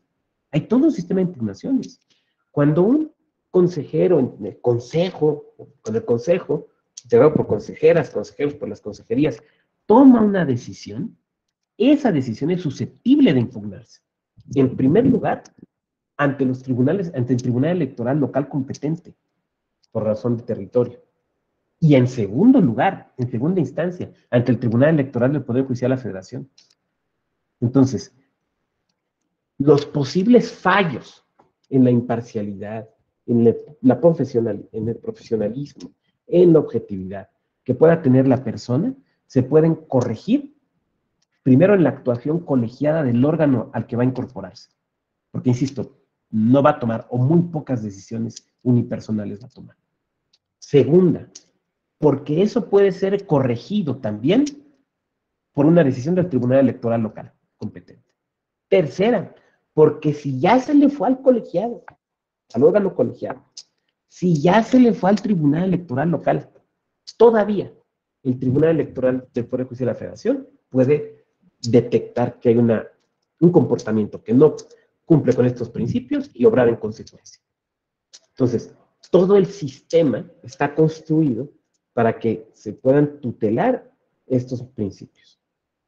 Por tanto, se inaplica la disposición, que es lo mismo que sucede en el caso anterior del SPEN. Se inaplica. ¿Qué quiere decir se inaplica? A ver, una declaración general de inconstitucionalidad solo lo puede hacer la Suprema Corte, en nuestro sistema jurídico mexicano. Solo la Suprema Corte. El control constitucional que puede hacer el Tribunal Electoral es determinar una inaplicación, nada más. Lo cual quiere decir, en este caso particular, pues esto no se va a aplicar. Claro está que pues, el efecto de las sentencias después pues, es muy importante, porque como podemos ver aquí, las razones de la inaplicación, las razones, tienen que ver con el defecto de la disposición jurídica. O sea, la disposición jurídica es defectuosa, más allá de las situaciones personales que permitieron que otorgaban la legitimación en la causa. Pero la disposición legal es defectuosa, al contrastarla con la Constitución. Entonces, mientras exista, va a ser una disposición defectuosa. Bueno, yo quisiera dejarlo hasta aquí, en cuanto a mi peroración, para pasar con los comentarios que ustedes quieran hacer. Desde luego hay muchos otros casos, pero a mí me pareció que estos que he presentado ante ustedes podían ser los más interesantes. Además, entiendo que al menos, no sé si el tema de paridad, pero no lo comentaron, pero creo que los otros dos temas sí eran temas que ustedes ya les había brincado. Hay otras decisiones que son interesantes, ¿no? Por ejemplo, derivado de un asunto en el que se impugnó el procedimiento de designación de consejerías de Aguascalientes el año pasado, se ha establecido la obligación hacia el INE para que en los subsiguientes procedimientos de nombramiento de consejerías incluyera la casilla no binario, para respetar pues, la autoadscripción que las personas hagamos. Entonces, por ejemplo, ese también me parece que puede ser un caso interesante, se los comento aquí simplemente, pero bueno, digamos entonces que yo quisiera dejarlo hasta aquí, que pasemos a sus reflexiones y comentarios. Entonces, tenemos una manita levantada, la de Salomón Gorostieta. Estoy viendo, mientras levantamos más manitas, estoy viendo si aquí hay más comentarios, ¿no? Bueno, ya tenemos una manita. A ver, otra más para tener dos. Tenemos a Salomón, a Mirna, una más, una tercera. Una tercera para ver, para administrar el tiempo. Una tercera no hay. Bueno, adelante, Salomón. Bueno, ya tenemos a Silvia también. Entonces, Salomón, Mirna y luego Silvia. Adelante, Salomón. Buenas tardes, doctor. Buenas tardes, compañeras, compañeros. De lo que mencionaba, doctor, sobre aquí, bueno, yo soy aquí del Estado de México. Y, bueno, decirles a los compañeros de que tal vez sí sería posible que se llegara a un consejo completamente integrado por mujeres, porque en la actualidad son 5 mujeres y un hombre y falta designar a la presidenta del consejo, que bueno, es exclusiva la convocatoria para mujeres, y que bueno, a veces en mis tiempos libres pues me pongo a ver las sesiones de algunos consejos, en este caso del Estado de México, y me tocó ver uno donde todavía estaba el presidente de este instituto que ya falleció, y había una consejera que le reclamaba la designación de directores y jefes de unidades, integrantes de la Junta. Entonces el presidente mencionaba que sí estaban designados de manera paritaria, que eran mitad hombres, mitad mujeres, pero aparentemente si uno ve desde esa perspectiva, pues dirás, pues sí, ¿no? Está cumpliendo con la paridad, pero al tomar la palabra la consejera le mencionaba que los cargos ocupados por mujeres eran de jefas de unidades y algunas direcciones que no formaban parte de los directores de área que tenían voz y voto dentro de las sesiones de la junta del instituto. Entonces ya desde ahí le cambió la perspectiva. Yo considero que tal vez ya con una presidenta y con la mayoría de consejeras mujeres, pues creo que sí van a profundizar en que se realice una verdadera paridad de género. Es mi participación. Gracias, doctor. Gracias, Salomón. Y tu participación, tu comentario me permite expandirlo hacia un tema que no tocamos, porque insisto, es que puede haber muchos, ¿no? Pero que puede ser interesante. Tú decías, es que corresponde presidenta, sí, y alguien podría decir, ¿por qué corresponde presidenta? Porque el anterior fue presidente, ay, se me olvida el nombre, me apena mucho porque era buen amigo, falleció ahora Pedro del Zamudio. COVID.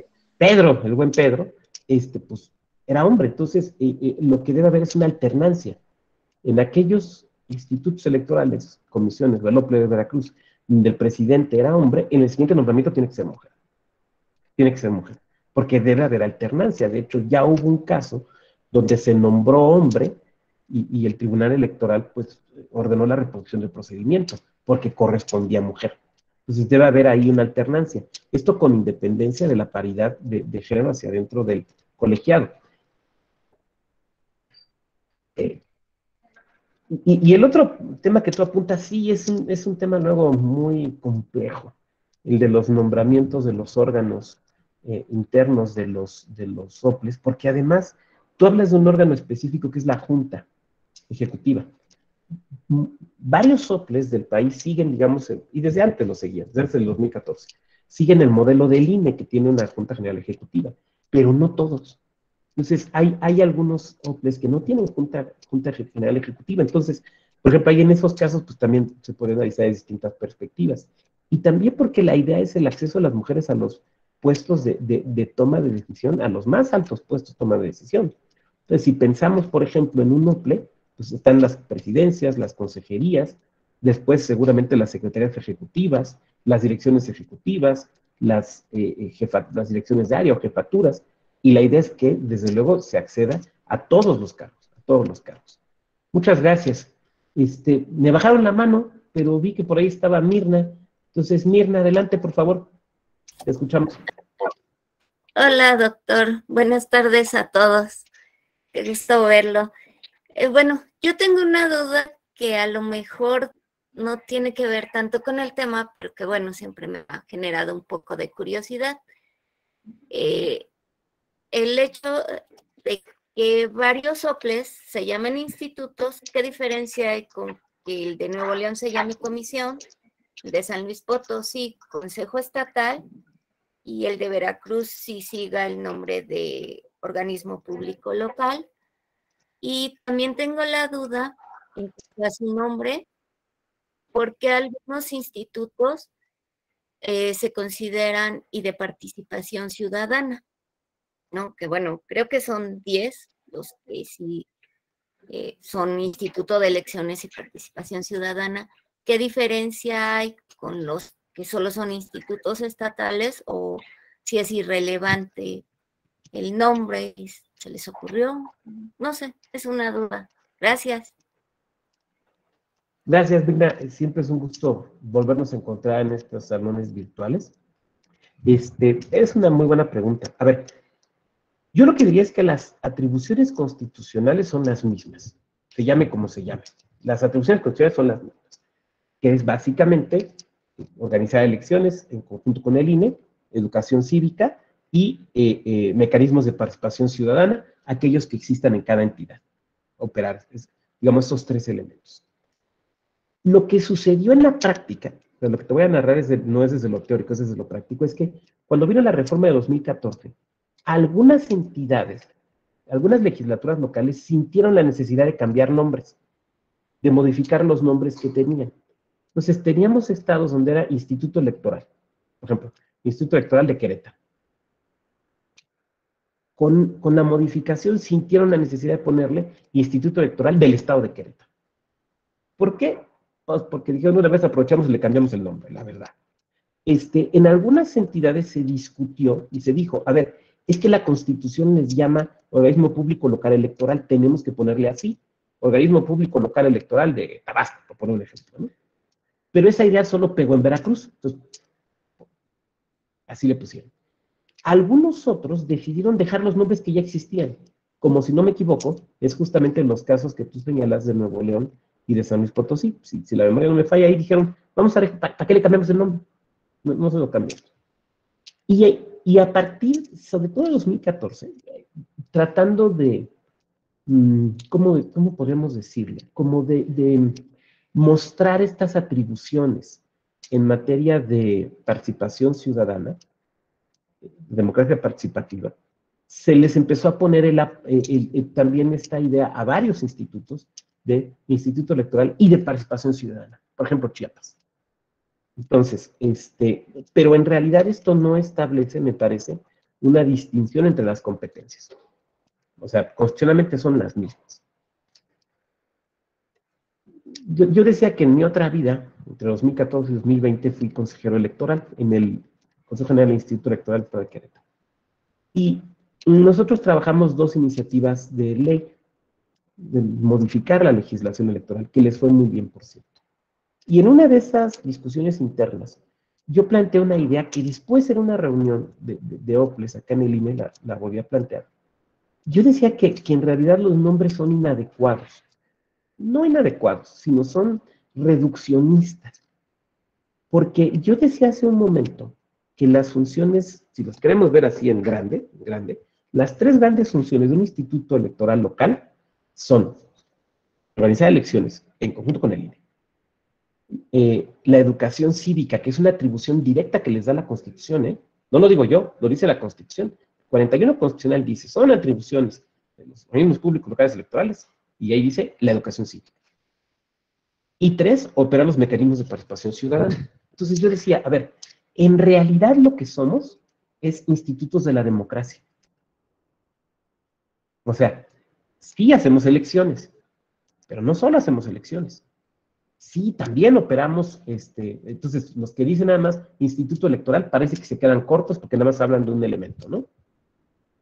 Sí es cierto, operamos mecanismos de participación ciudadana, plebiscitos, referéndums, iniciativas populares, presupuestos participativos, dependiendo de cada legislación local, revocaciones de mandato también, si son contempladas en la Constitución, la legislación local. Sí, también. Entonces, ya es más completo el que se llama Instituto Electoral y de Participación Ciudadana. Pero no solo hacemos eso, hacemos muchas otras cosas más. Entonces yo decía, en realidad, somos institutos de la democracia. Deberíamos llamarnos así. El Instituto de la Democracia de Querétaro, el Instituto Estatal de la Democracia de Yucatán. Pero en la mesa de las consejerías perdí la votación. Al momento de estructurar la propuesta, perdí la votación. Y pues a veces gana uno, a veces pierde. Pues cuando expuse la idea les gustó a muchas y a muchos, pero pues no he visto que ninguno cambie de nombre. Pero sí me parece que es limitado, son limitados los nombres porque no dan cuenta en realidad de todo lo que hacemos en los institutos electorales. Muchas gracias, Mirna. Me había levantado la mano y luego me la bajaron y ya se me olvidó quién, entonces voy a dar aquí Hola, en el maestro. orden que... Soy Silvia. ¿Sí me escucha? Silvia. Sí, ya, sí, tú habías levantado. Silvia, y luego seguimos acá con las manitas. Adelante, Silvia. Muy bien, muchas gracias. Buena tarde para todas y todos. En lo particular, hay un tema que me suena mucho, me causa mucha inquietud, y es en relación a la limitante de la edad para poder participar. Yo quisiera saber en su expertise qué opinión le merece, porque yo considero en lo particular que la edad no nos marca un estándar de madurez emocional, profesional.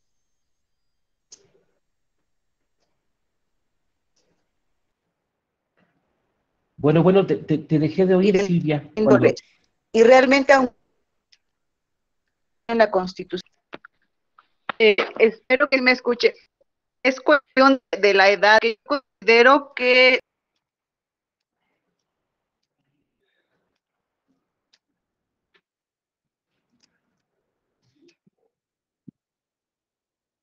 ejercicio, acceder a un juego físico, y pues creo que... A ti, Silvia. Oye, te ofrezco una disculpa, se estuvo cortando, no escuché todo. Voy a tratar de reformular la pregunta para ver si yo la capté bien.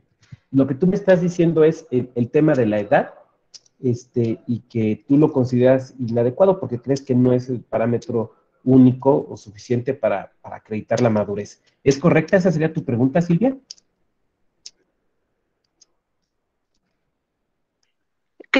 Maestro, eso es lo que quiero preguntar. Perfecto. Gracias. A ver, sí, es un tema que se ha discutido.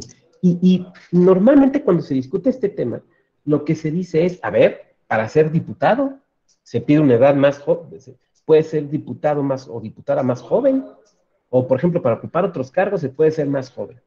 ¿Por qué para ser diputado o diputada se pide una menor edad que la que se pide para consejero? O sea, tratando de aplicar un poquito el argumento analógico, ¿no? Pero no ha pegado, no ha funcionado el argumento analógico. ¿Por qué? Porque para que el argumento analógico funcione, tiene que haber una similitud sustancial entre un caso y el otro.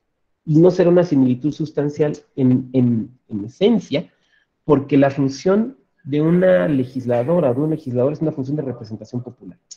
Un consejero, una consejera no tiene funciones de representación popular. Tiene otras funciones que son esencialmente técnicas. Y insisto, aquí estoy citando a palabras del propio Lorenzo Córdoba que yo le he escuchado.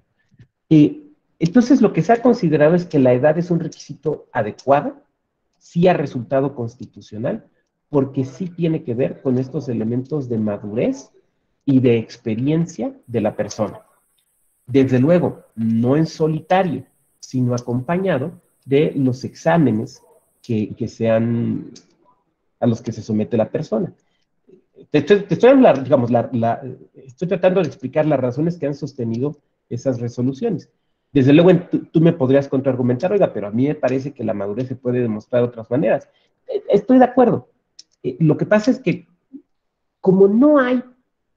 yo entiendo que como no hay propiamente un test de madurez, porque pasa lo mismo cuando uno llega a ser mayor de edad, ¿no? O sea, un día antes eres absolutamente incapaz para tomar ciertas decisiones y al día siguiente ya se te considera con la madurez y el buen juicio, dirían los romanos, de un buen padre de familia. Cuando pues, eres la misma persona que ya de ayer, ¿no? Entonces, pero lo que se ha hecho es pues, establecer un sistema de edades, ¿no?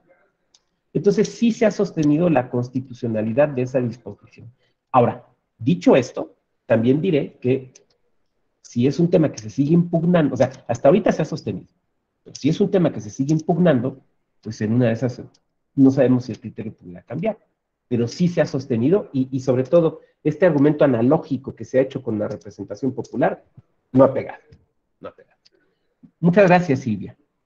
Juan Ignacio Bilbao, adelante, Juan Ignacio. Sí, gracias, perdón, me perdí gran parte de la exposición por hacer la prueba de este tema de las consejerías ahorita, ¿no? Y complicado porque no he podido acceder, ¿no? Dentro de todas estas cosas técnicas, bastantes problemas. Pero hay una cosa que yo sí quiero comentar respecto a lo que dijo Silvia. No solo en este precedente, la sala me parece tiene un precedente del Tribunal Electoral de Michoacán en cuanto a la Contraloría. Y especifica, me parece que construye el argumento en el decir que la edad está relacionada con ir construyendo una trayectoria que permita la certeza de tener los conocimientos técnicos y científicos necesarios para el buen desempeño del cargo. Eso es por una parte, ese es el argumento de la sala superior. Pero también está el otro precedente en el caso de Colima para las consejerías de los órganos desconcentrados del instituto local, donde la sala dijo, no, esto es desproporcional y la redujo Entonces, me parece que mucho tiene que ver con la construcción del argumento que puedes decir para poder controvertir la situación de la edad. Porque puede ser que tú tengas 25 años y una trayectoria relativamente sólida, de alguna manera, que diga, bueno, ya tiene los conocimientos técnicos suficientes.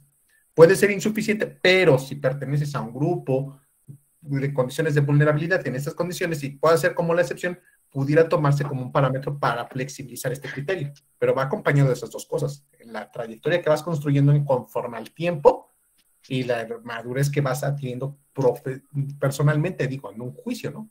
Posiblemente, del juzgador. Esos son los dos comentarios al respecto. Y otra cosa que quería yo comentar al principio de la clase, yo no sé si después vaya a evolucionar el criterio de la sala superior y se atreva a entrarle a calificar los exámenes de oposición para estos nombramientos, porque normalmente no lo ha hecho.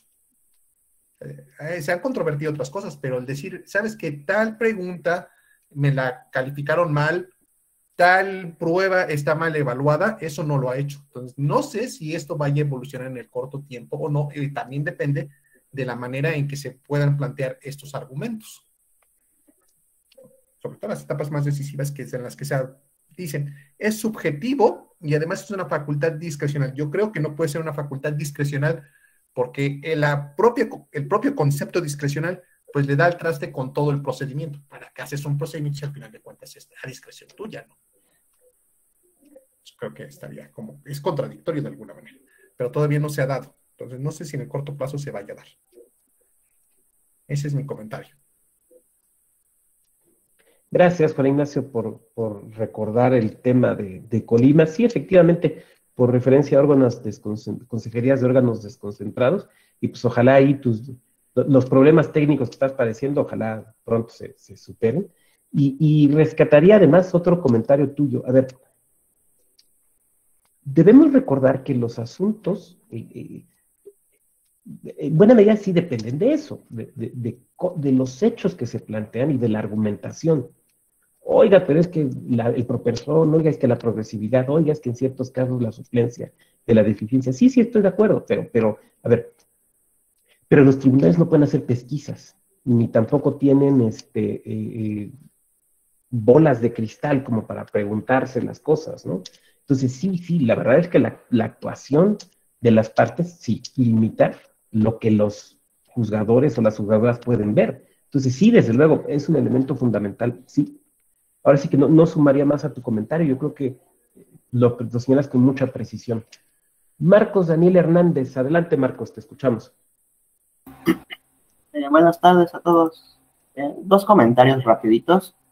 En cuestión de la edad, al menos acá en Veracruz, yo creo que OPLE ha sido muy accesible en cuestión de participación de los jóvenes, a diferencia de INE. INE se ha pasado muy renuente a participación juvenil, no sé por qué.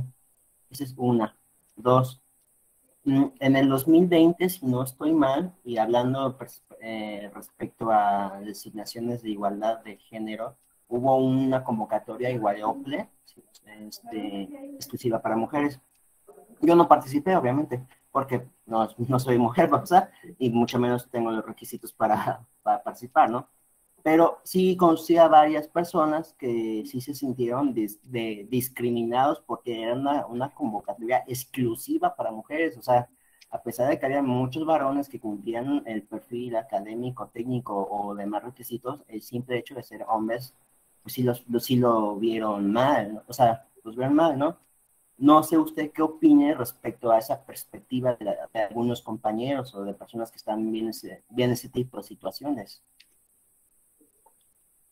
Gracias, Marcos, por tu participación. A ver, yo lo que diría es que creo que hay toda una línea jurisprudencial, sí del tema de nombramientos de consejerías, pero también de postulaciones y demás, que se ha venido construyendo, incluso de antes de 2014, acerca del tema de la paridad, y que implica, me parece, un reconocimiento de fondo a una situación de desigualdad, en el cual las mujeres no han accedido de la misma manera que los hombres a cargos de toma de decisiones.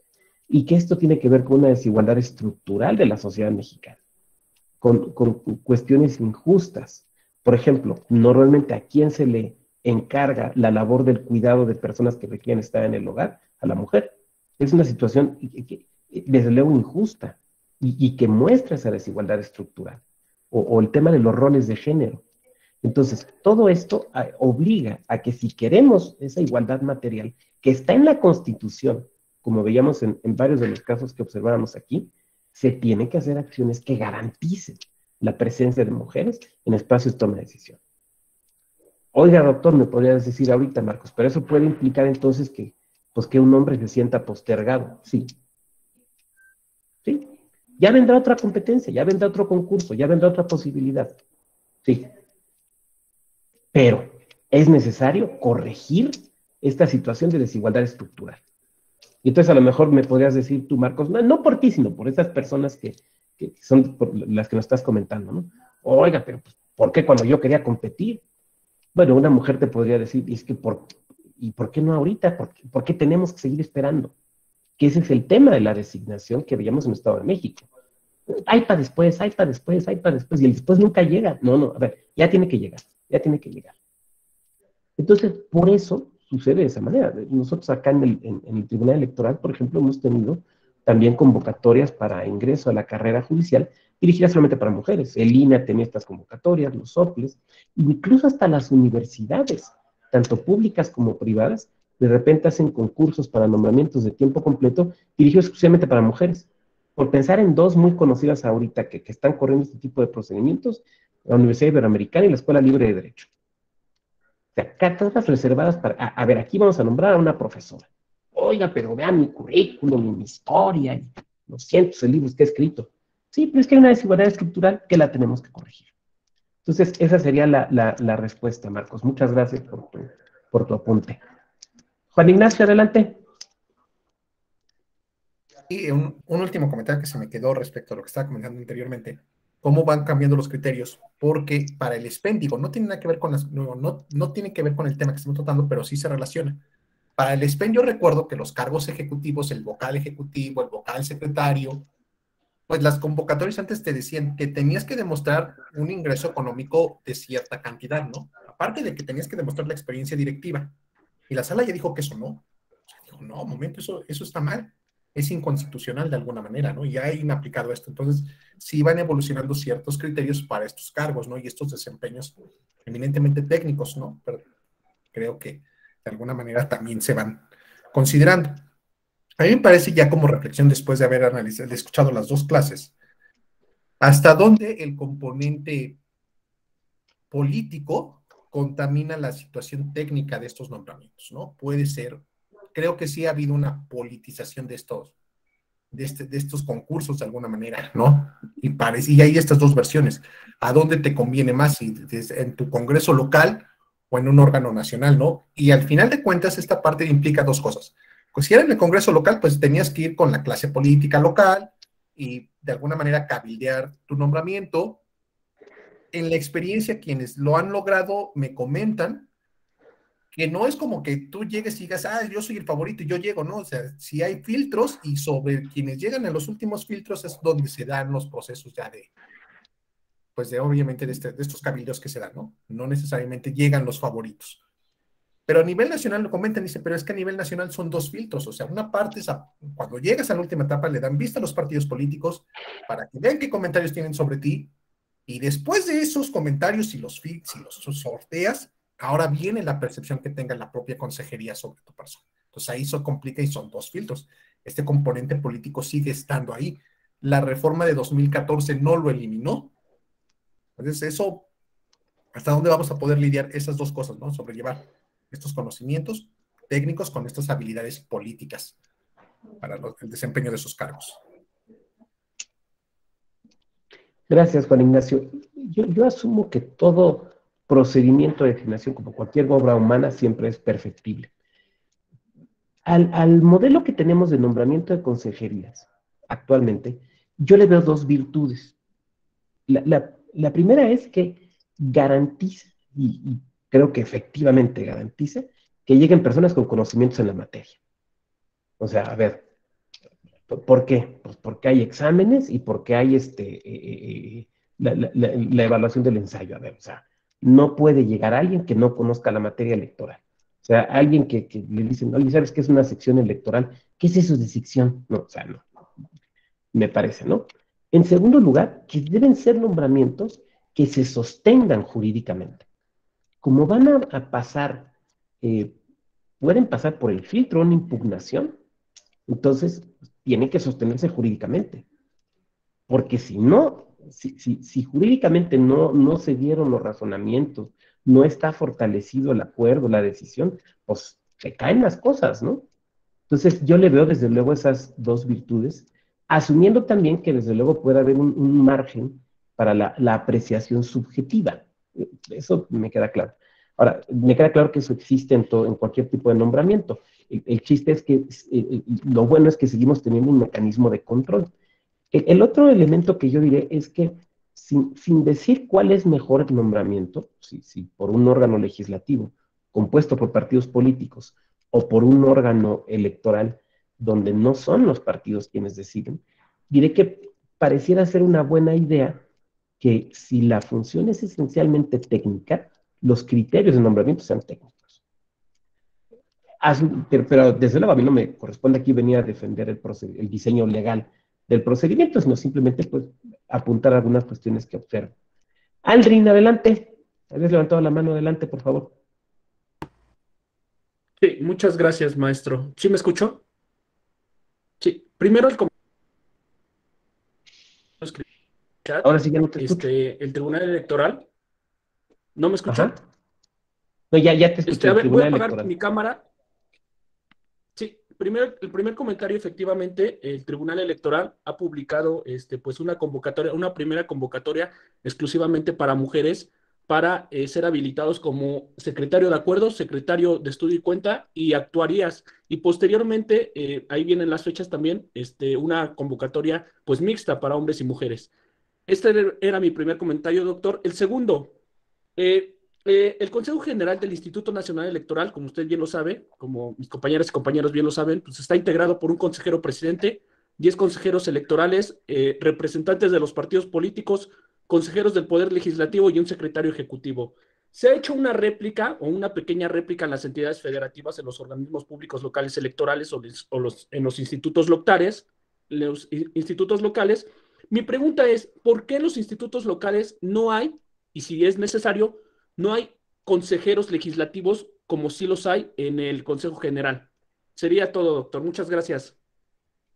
Gracias, compañero. Bueno, la respuesta corta, pero insatisfactoria es, no lo sé porque la ley no dice que los tenga que haber. Ahora, pero es una respuesta muy pobre, ¿no? Hay un caso que a lo mejor nos ilustra sobre esto, que es el caso de Oaxaca. Cuando viene la reforma constitucional electoral 2014 y se establece el modelo que ya conocemos, la legislatura de Oaxaca decide añadir, si no me equivoco, creo que tres consejerías más, la legislatura de Oaxaca. Dice, como consejerías que tomarían decisiones en cuestiones de elecciones por usos y costumbres, o sea, lo que ahora llamamos sistemas normativos, que es un tema fundamental en Oaxaca, incluso hay una dirección de sistemas normativos internos y demás.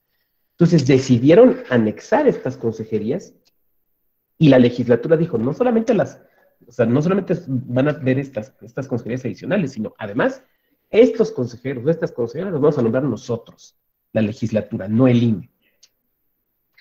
Viene una impugnación y obviamente lo que dice el Tribunal Electoral es, no, espérate, no, tú no puedes andar añadiendo gente, tú no puedes andar añadiendo consejerías, son solamente las que dice la Constitución y la LEGIPE, no puedes andar añadiendo más. Entonces diríamos que no solamente no están contempladas en la ley, sino que además cuando se intentó ahí hacer alguna adición, pues la decisión judicial fue no vale. Esa sería mi respuesta entonces. Muy bien, ¿alguien más? Estamos sobre el tiempo, pero si alguien más quisiera hacer algún comentario. Juan Ignacio, adelante. Una última, es que esta reflexión está bastante interesante. Uno podría pensar que si estamos tendientes en el federalismo a copiar todo lo que se hace en la federación y replicarlo en los estados, debería haber representantes del poder legislativo en el Consejo General, aparte de los representantes de los partidos políticos. Pero creo que de haberlo permitido, esto hubiera ido un poco en contra del argumento de la reforma, ¿no? Era el poder político local está metido en los consejos, electorales locales, y entonces eso hay que eliminarlo. Creo que eso es la razón que explica el por qué no hay estos representantes. Pero también creo que ahorita sí ya se va a ver la necesidad de integrar a representantes de las comunidades y de los pueblos originarios y de otros grupos en condiciones de vulnerabilidad ante los consejos, ante los OPLES propiamente, por esta falta de representatividad política, de alguna manera. Creo que por ahí va la tendencia de la construcción democrática, propiamente, más allá de que esté legislado, ¿no? Pero me parece que va por ahí. ¿Por qué? Porque muchas veces los OPLES modifican sus reglamentos de asistencia a estos pueblos y comunidades, se quejan los pueblos y comunidades porque dicen, no me estás tomando en cuenta, los tribunales con un activismo judicial y un garantismo, generalmente les dan la razón a estos pueblos y comunidades, y creo que por ahí va la tendencia. Entonces, esa es mi respuesta a este comentario. Muchas gracias, Juan Ignacio. Muchas gracias por el comentario. Sería Bulmaro y luego de regreso con Aldrin. Adelante, Bulmaro. Buenas tardes, doctor. Buenas tardes a todas las compañeras y compañeros. No, nada más puntualizar esta parte de los representantes del Poder Legislativo en los órganos electorales. Si nosotros observamos lo que pasa, por ejemplo, en el Consejo General del INE, uno ve que los partidos tienen una doble representación, ¿no? Porque, observando las intervenciones, ¿no? O sea, entiendo que se debe defender los intereses del Poder Legislativo, más no de la representación parlamentaria, ¿no? Pero no veo ahí la diferencia, ¿no? Que hay cada partido político, me parece ya de facto tienen 2 representantes en la herradura, ¿no? Pero gracias. Muchas gracias, Bulmaro. Aldrin, adelante. Sí, maestro. Respeto la participación y el punto de vista de Juan Ignacio, pero se supone que pues los consejeros pues son los representantes de la ciudadanía. Entonces, en esta idea de Juan Ignacio, pues no sería que los pueblos que tienen pues alguna, pues tradicionalmente pues organizan sus propias elecciones. Me parece que entonces, en todo caso, debería de también haber representantes pues de todos los grupos vulnerables. Hablo de los niños, de las personas con discapacidad, de los adultos mayores. Entonces, pues yo creo que, bueno, a mi parecer, pues con el Consejo General, que son los consejeros ciudadanos, pues son representantes de toda la ciudadanía y no tenemos que hacer una exclusión. A mi parecer, muchas gracias. Gracias, Aldrin. Yo quisiera hacer una puntualización allí. A ver, desde mi perspectiva, me parece que no, que las consejerías no son representantes ciudadanos. Las consejeras, los consejeros no tienen funciones de representación. Son ciudadanas o son ciudadanos que tienen funciones técnicas muy específicas y desde luego muy importantes, que además tienen efectos políticos, me queda claro, ¿no? Como la integración de la legislatura en la asignación de representación proporcional, ¿no? Y por otra parte diría que también lo que sucede es que hay, por ejemplo, el caso de las personas con discapacidad, hay leyes y tratados internacionales que establecen el derecho de las mismas a acceder a los cargos públicos. Entonces, ahí por ejemplo, puede haber la base para la toma de decisiones en cuanto a una acción afirmativa. Desde luego, tampoco podemos llegar a una especie de representación corporativa, porque, insisto, además las consejerías no tienen funciones de representación, pero sí, desde luego, ahí hay que buscar un cuidadoso equilibrio. Bien, pues yo les agradezco mucho a todas y a todos su amable presencia en esta segunda sesión y última de esta materia. A nombre de nuestra directora, la doctora Gabriela Rubalcaba, desde luego de las magistraturas que integran la sala superior, les agradezco mucho que estén aquí. Les deseo que concluyan muy exitosamente su diplomado y que tengan muy buena tarde. Muchas gracias. Gracias, doctor. Gracias, doctor. Gracias, doctor. Para todos. Gracias, buen día.